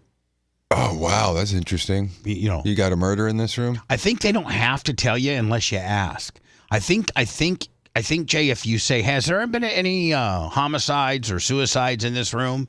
I think they have to tell you. Can that be on my rider list? You know, green M&Ms and no murder in this room previously. Well, I think when you're checking in, I think at least it'd be a nice. Can you just? I'd like a room with a window and no murder. I think it can be an inbounds question. So while you're checking in and you're laying down your Amex card, you're like, "Hey, can I just ask you a question? Has there been anything in? Like, has there been any murders? Maybe they put a slot machine or an ice machine or something in there. I don't know. That would be a better idea. Maybe I wouldn't rent out that room. Maybe anymore. they gut it out and make it the maid's quarters. Yeah, or something, I don't think. You know what I'm saying? I don't think I could let anybody sleep in there anymore. It's the maid's break room now. Right, do you know if there was any letter from the suspect left? That's all under investigation, but there was a note left. Oh, there was a note left. Okay. Were they coming from where exactly? Excuse me? Were they coming from where? Do you know where they were coming from? Oh, it's still under investigation what state they live in. So. Has their family been notified? Their family has been notified. And the cheer teams as well? Yes, the cheer teams as well. Oh, the cheer team too. So yeah, you just messed up the cheer team, right? And all her the little Every 11-year-old. one of those kids is going to be affected forever. Oh my God, yes. Oh my God, they may not even be able to continue to cheer. That could be that competition's over. Triggering event, like oh my God, when I cheer, I think of little Sally who got smoked by her mom. I don't even want to cheer anymore. That note that was left for behind. That's all part of our investigation. This is heartbreaking. Neighbors in that hotel, or they heard anything suspicious leading up to that fight or anything like that? At this point, nobody is reporting any gunshots within that room. When officers first went to the room at about 10:45, how long were they checking there, or how long were they knocking on the door, calling for people inside? They were there for a good 15, 20 minutes, knocking on the door, calling in. But unfortunately, at that point in time, we didn't have enough information to make entry. So earlier that day. Remember they said they were there earlier that day, and then it was later in the afternoon, around 2:30, that they finally went back. I wonder what the time period was. I wonder what the first time that they tried. So 10:45. So imagine they're not going to the competition. My wife just was doing this 3 weeks ago, and she was in a hotel in Orlando, and this is like exactly what happens. And everyone goes to the rooms at night, and if the next morning Candle and Sage didn't show up at the game, they'd be like, "What's going on?" Call the hotel, and then the hotel's going to have to wait hours before they get the ability to go in there. Calling, the husband calls, the people call, and then eventually and that's what they're trying to figure out, how many hours did it take from the 10:30 first time they noticed it until they got in. Right. But that's what's happening is they're not appearing where they're supposed to be. That's the unusual circumstance. We could hear this with the right channel only. Oh, okay. Nobody can hear this. Yeah. Okay. Well, I might as well continue. It's the press asking questions that the sheriff says is under investigation. God, there's just so many whack jobs. Look at this. New body cam footage released shows moment after a Texas father shot and killed his daughter. What? Heartbroken boyfriend seen with his hands on his head. Lucy Harrison was visiting from the United Kingdom when she was shot by her father. Her father, Chris Harrison, moved to the U.S. when she was a child. Chris was heard telling officers the gun accidentally went off. She said, "Do you have a gun?" And I said, "Yes." I got it out, and it just went off as she stood there. Like as I pulled it out, it went off, he claimed. He admitted in court that he and his daughter previously had a big argument about Trump. And they had frequent fights over his conservative beliefs. on the day of the incident, Harrison said that they were arguing about guns. Harrison said that he got his gun to show her and suddenly heard a loud bang. To shoot her through the chest while she was standing would have required him to have been pointing the gun at his daughter without checking for bullets and pulling the trigger. A senior coroner spokesperson said, "I accept he was a teaser. I accept he was a teaser, and on the balance of probabilities, this is what he was doing. I accept he did not realize the gun was loaded." Who's making these claims? A coroner? Yep. Harrison was allegedly an alcoholic and reportedly drank a 17-ounce carton of white wine the day he shot his daughter. He was able to escape manslaughter charges, and the death was ruled an accident. What's a glass of wine? 5 ounces, 6 ounces? 5. I don't know, man. That's 3.5 glasses of wine. When you shoot somebody in the chest, that means you are so irresponsibly handling a firearm that you never point a gun at a person. Yep. Ever. Yep. When you hand a gun to a person, you hand them with it chambered out and downward. Yeah, we were talking about this the other day. And preferably without the magazine. Exactly. It should have the magazine out, and it should be open and locked so that you can see there's nothing in the chamber. There's nothing in the round. It couldn't go off because it's not chambered. You hand it to him that way. At a minimum, this is reckless. If you're an adult and you're supposed to be a responsible Second Amendment weapons holder, then you know better than to point a loaded gun at somebody's chest who you're arguing with after 17 ounces of wine. And like you said, at the minimum, it's reckless homicide. I would have killed myself on the spot. If it was an accident, right? I mean, yeah. Good. I know he said he had 2 other daughters and stuff before when they were arguing, but there's no life after this. No, so she was just about to go to the airport. Who is she to y'all? That's our daughter. Okay. It's my daughter. Okay. And we were getting ready to go to the airport, and we were talking about guns. And she said, "You got a gun?" I said, "Yes." I got it out, and it just went off as she stood there. As I pulled it out. Well, what kind of gun, right? It's a revolver. You have no business owning a gun. Whoever issued you a license or a permit or whoever sold you a gun completely messed up by you. You have no. This guy should have a billy club. That's it. This guy should, a stick maybe. Yeah. Can I ask you a couple of obvious questions that the listeners may not know? Go ahead. Can you just hold a gun and it go off? No. Okay. What does it require? It requires it to be chambered. What does that mean? That means the bullet is in the chamber right in front of the firing pin, and then in order for it to go off, and the trigger has to be activated. Right. Right. So what he's saying is impossible. Okay. It must have been, obviously. Did you put the gun on the bed? I put it on the bed straight away, yeah. Where was it at? It was in the bedside cabinet. Okay, you have like a little. You just keep it in there. In a locked box. Okay. And we took it out to look. He had a Glock 9mm and did not have a license. And just as I picked it up, it went off. Okay.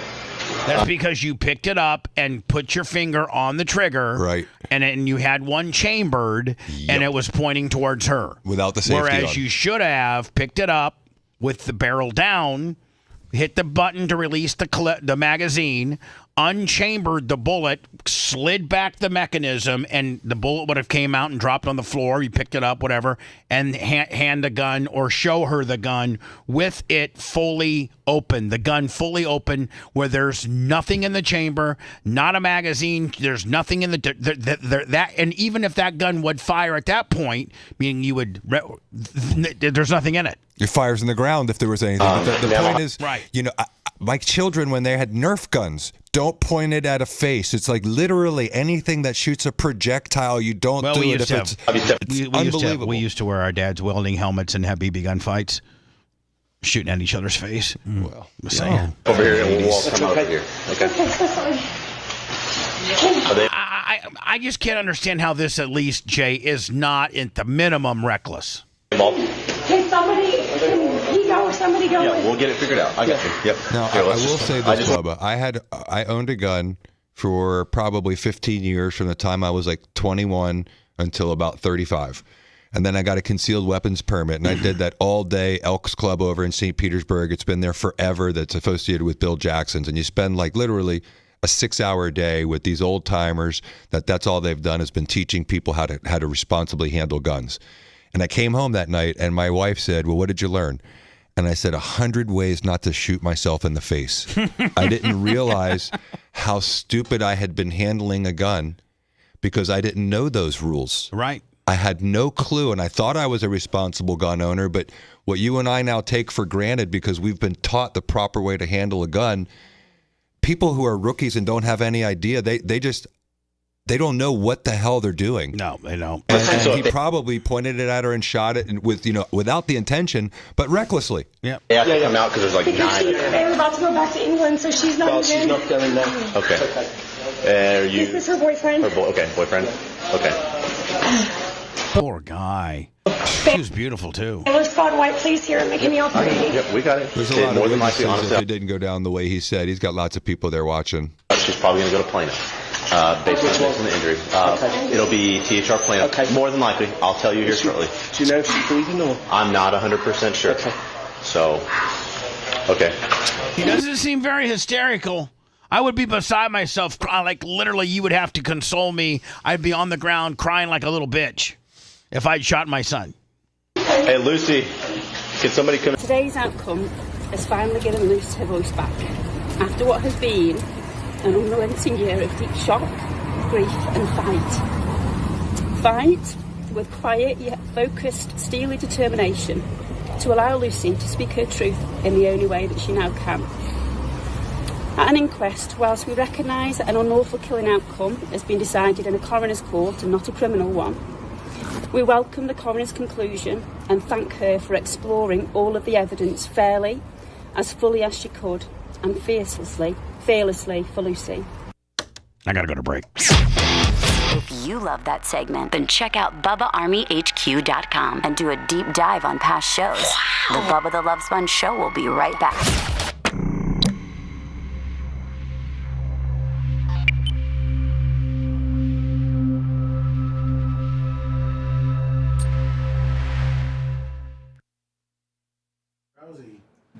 Ronda Rousey. Oh, to WWF or to UFC. I hope she gets her ass kicked. I sent you a link for the announcement. It's in May.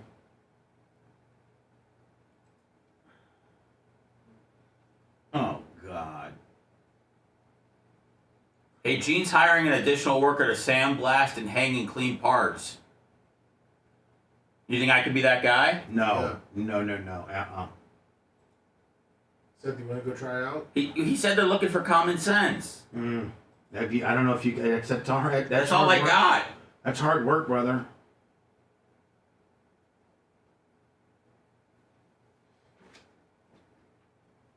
Well, someone's got to help Gene take over the family business. Mm-hmm.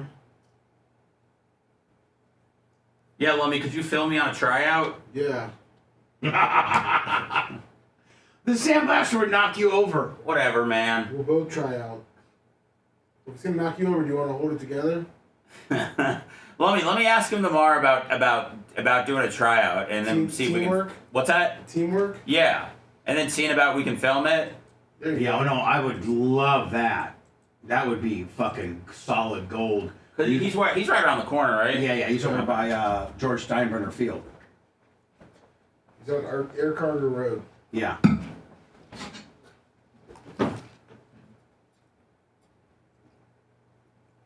Is this real with Ronda Rousey? Yeah.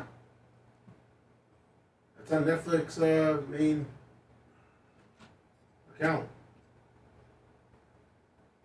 Damn. Hey, Bubba, can I take this call real quick? Yeah, go ahead, Mike. I may have to come in a second late. Be late. Be as late as you need, Mike. All right.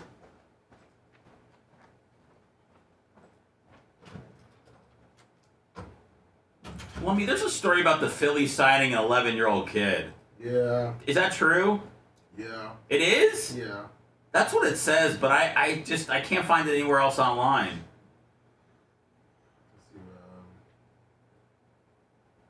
They sent him to like the.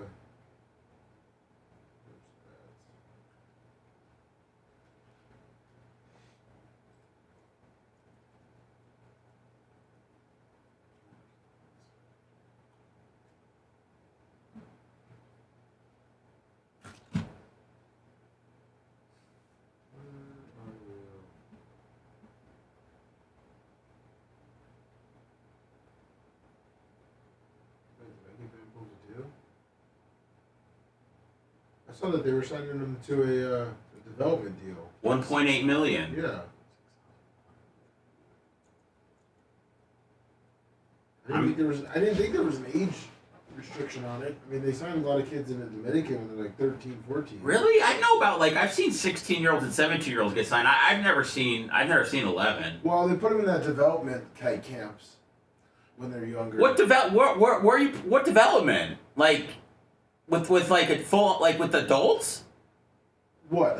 Not only that, but think about how badass you gotta be to be 11 and be considered even to be able to fucking play with 19, 20, you know. Do they just let him keep playing and then they bring him in when he's a little older? No, they have these camps down in the Dominican and stuff like that where it's all your kind of age group where it's like kids and you just sit there and play, but you're getting taught by older kids. But you don't think you don't think they're sending him to America, do you? You don't think they do all this shit in the on the island, Dominican. Over there, yeah, that's what I figured.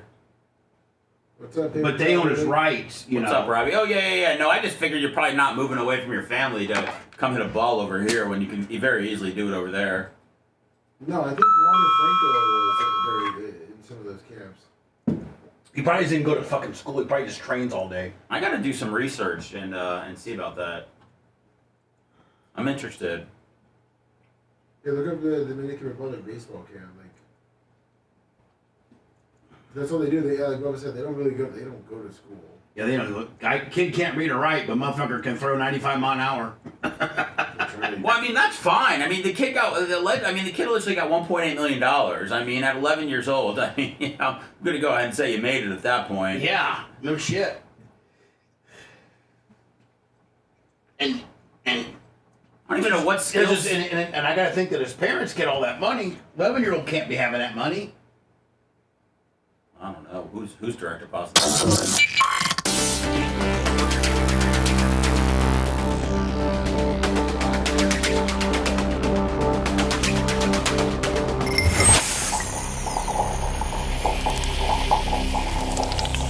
Nowhere near the rare air at the top of the heap. I mean, we know what's important. More like the bottom feeders existing on the scraps of society. You just be babbling about Bubba the Love Sponge.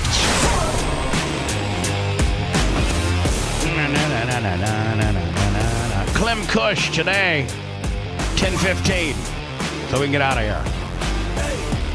Ronda Rousey making a return to the UFC. Going to be live on Netflix Saturday, May 16th. Is it UFC or is it looks like an MMA fight? Oh, you're right. I don't think it says MVP. Because I feel like she's talking trash about Dana White. I feel like something. she's kind of burnt her UFC bridge. Yeah, she's doing it just with the Netflix, pretty much. I hope she. By the way, the girl she's fighting looks pretty attractive, and I hope the girl that she's fighting absolutely beats her ass. I hate Ronda Rousey. Well, this is Ronda Rousey coming back as a mom now. I mean, this is she was.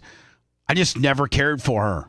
She was one-dimensional, and once she was exposed, I don't think that she ever won again.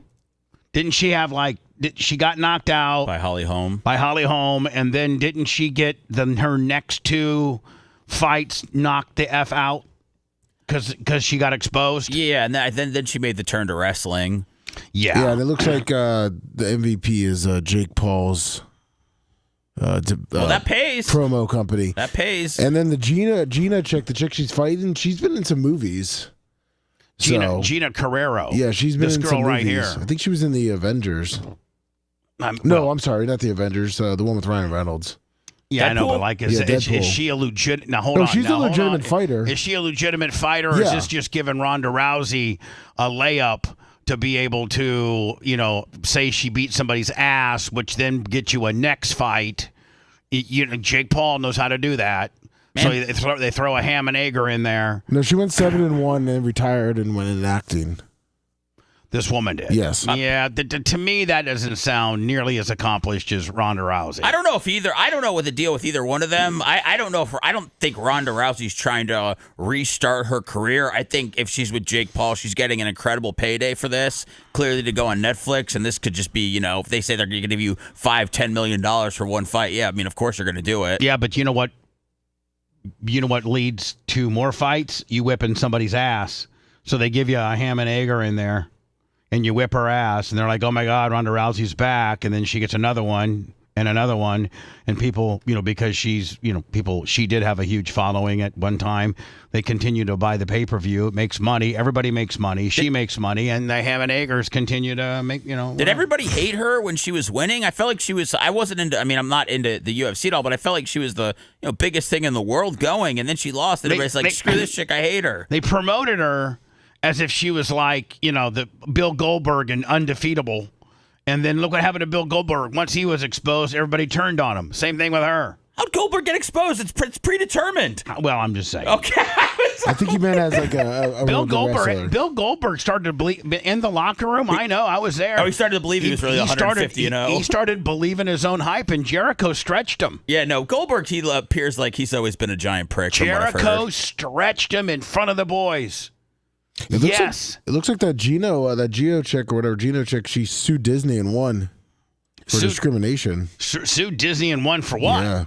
Oh, she definitely doesn't need to work then. Pretty much when she said when woke came out, she was bullied by the mob and got laid off by Disney. Bullied by the mob. Yes. Jay, when you're bullied by the mob, who do you depose? He's outside. He's but out here. everybody, you deploy everybody, you depose and sue everybody. And she won. Disney had to pay. A married Indiana high school secretary allegedly had sex with two students. Here we go. And was beaten up by her husband I thought you'd like this. And was beaten up by her husband when he caught her on one of her little trysts. Alicia Hughes' disturbing behavior was uncovered after cops got a call for a battery over the weekend. The Union City Police Department. I don't even know where Union City, Indiana is. Randolph County? That has to be way south, like down by the state, like the Kentucky state line, because I've never heard of. You're not claiming this part of Indiana. No, I don't even know where. Can you look up? I'm looking it up. Yeah. I thought it's by Gas City. No, nothing's by Gas By City. 8 Mile. The hubby had allegedly just found Hughes, a secretary at the Randolph Eastern School Corporation, with an 18. Me and Jay talked about that yesterday. It's on the border of Ohio. Looks like it's a little south of Fort Wayne. Oh, it's up by us. Yeah.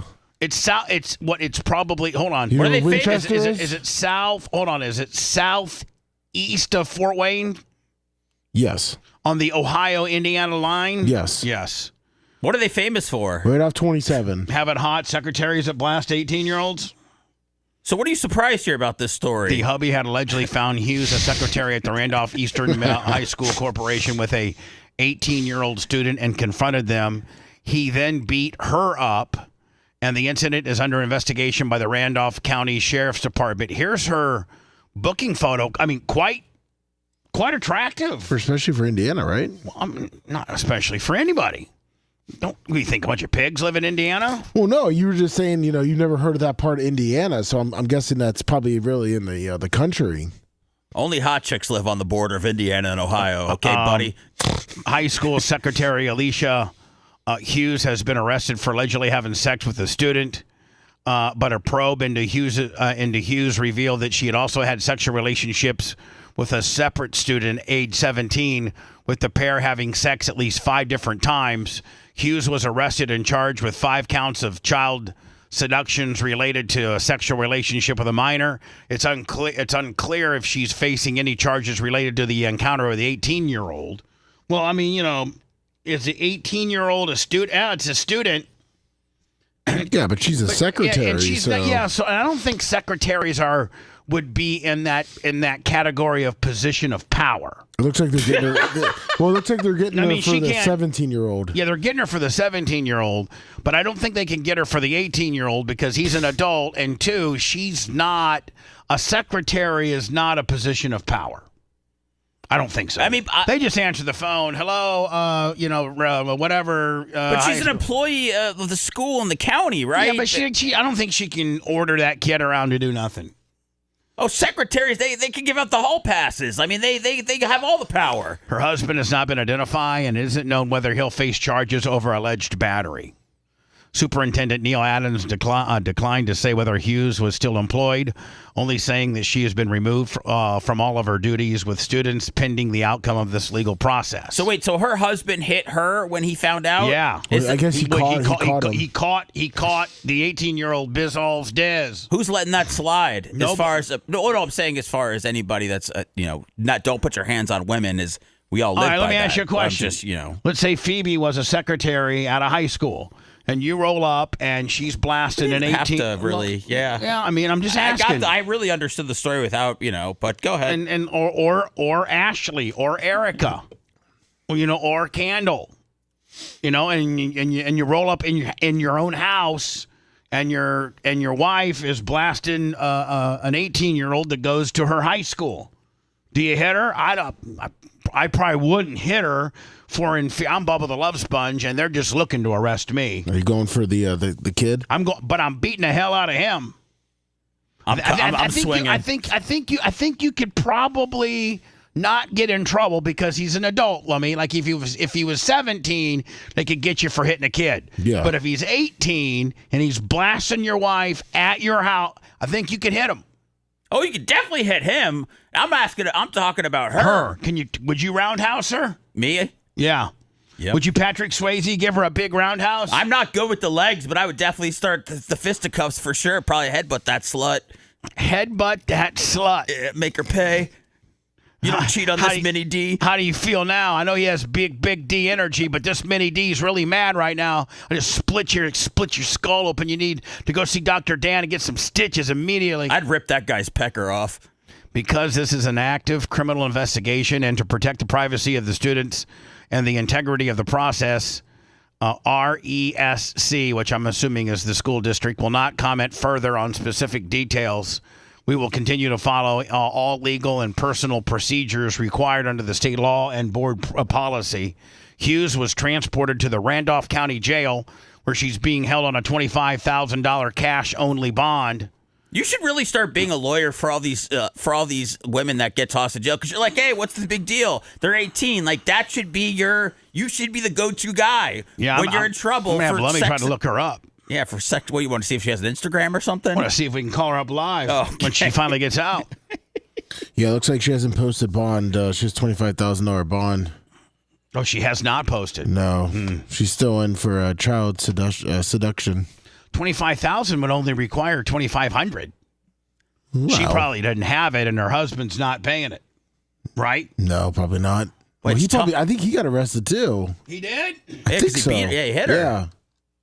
Putting your hands on a woman the rules should be somewhat different if you're catching her kicked out wide with one of her students. Well, it looks like the 18-year-old got out of there before he could do anything. So she's the one who took the ass with him. Yeah, he got scamping. He got to stepping. Yep. Yeah. When we return, there's no way this is real. And they're saying the Department of Homeland Security now are sending subpoenas to social media platforms to root out private information for those that oppose ICE. No, they can't do that. Can they? I believe they are. I don't like it. That's as bad as Joe Biden was doing, and we threw a fit on that. We absolutely came unglued. They're rooting out the anti-ICE people. When we found out that Zuckerberg and the previous owners of X prior to Elon were working with the federal government to censor and throw people like Tucker Carlson and Bubba Clem and Alex Jones and Donald Trump, quelling these accounts, not letting them be able to speak their First Amendment, opinions of whatever. And there was congressional hearings about it, the whole 9 yards, and we came unglued. What's the difference? Nothing. This is wrong. If this is true, can you try to sniff out to see if this is true or not? Yes. I don't want to look stupid. Report it, and then have a whole big group people telling me that I got bamboozled. I want to verify that indeed this is happening. If you want 24/7 on-demand Bubba and the crew, go to BubbaArmyHQ.com. Right now. The Bubba the Love Sponge Show will be back after this.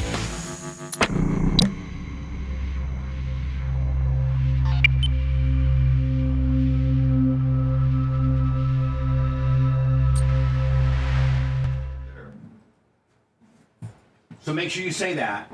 But this is a New York Times article. Let's see here. They don't let you watch. They don't let you read the article, do they? No, you got it. They got to get a different article. Hold on. That one's not going to be it.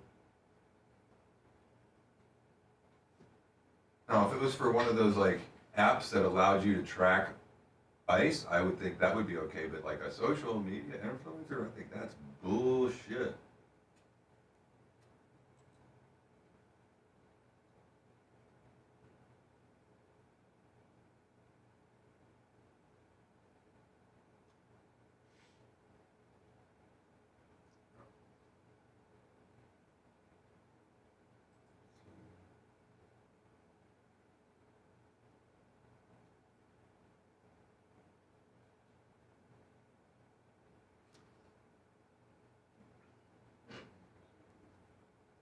Looks like they've requested it, but not subpoenaed it, maybe. That's what I'm seeing. What are you seeing?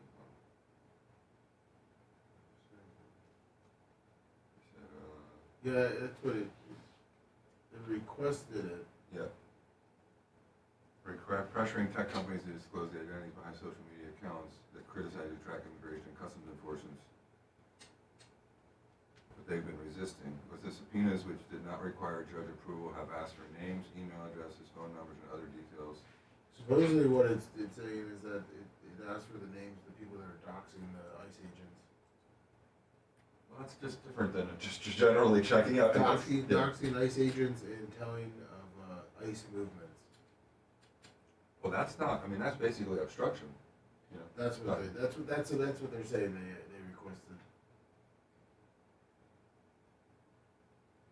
The problem is government overreach is always done under the auspices of something they claim is good. Because it was done to us because of misinformation. We're just trying to cure it from misinformation. Now we just want to make sure they're not getting doxxed. It's the same overreach. It's bullshit.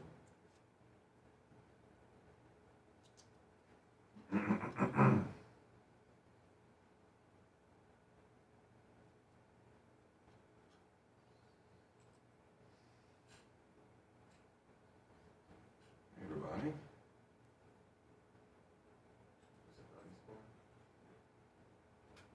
What's up, Biggie? Jay Bowler? What's everyone doing?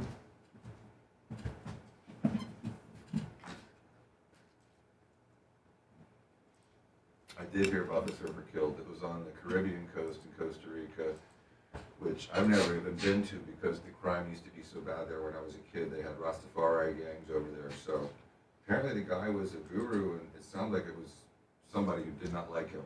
Doesn't sound like a random crime. That thing came back on the show. You're not alone.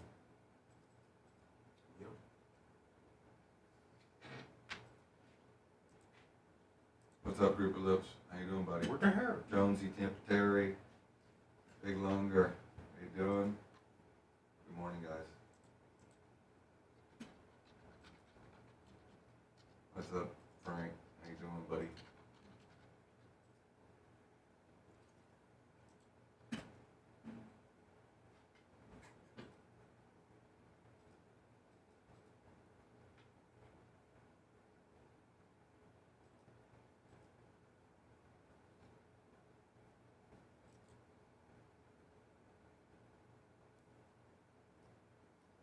What's up, Black Eye and Callie? Good morning.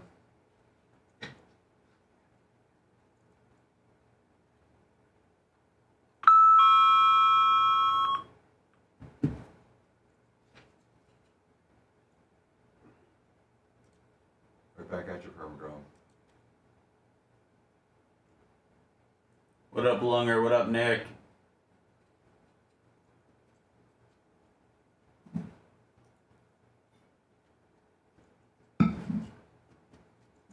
This looks like a fucked up AI Taylor Swift. It does, right? Yeah. She's an old country. She tried to be a country music artist. She's a country music artist? She tried to be. Oh, boy. She looks like her doppelganger. Yeah, like a... Not a good one, but just one, yeah. What's up, Madden?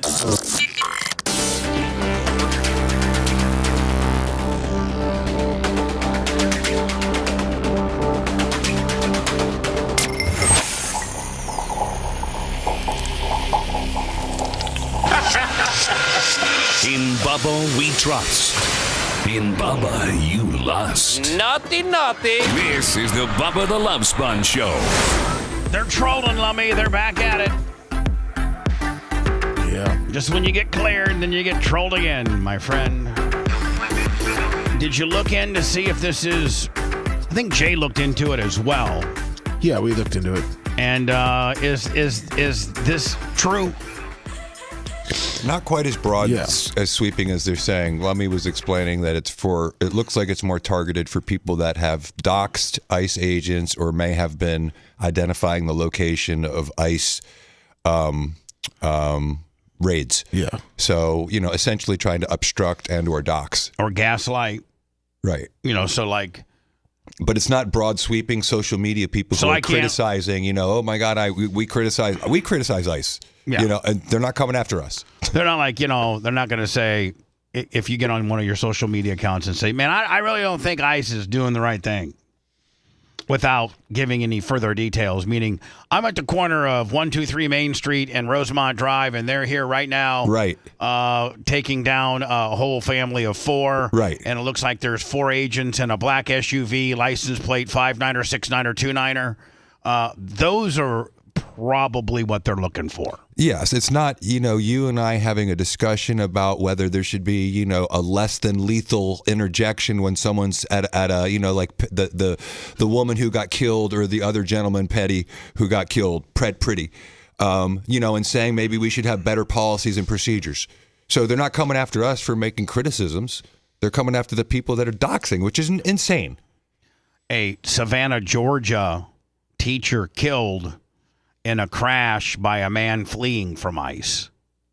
News here, a traffic alert. We are giving you a live look right now. This is the Truman Parkway and Whitfield Avenue. Our crew out there being able to get some video of the scene there. You see the red pickup truck. You see another SUV. There's another vehicle in the roadway as well. So we are trying to learn some more information this morning. As you can see the damage there to that car. Oh, that person didn't survive.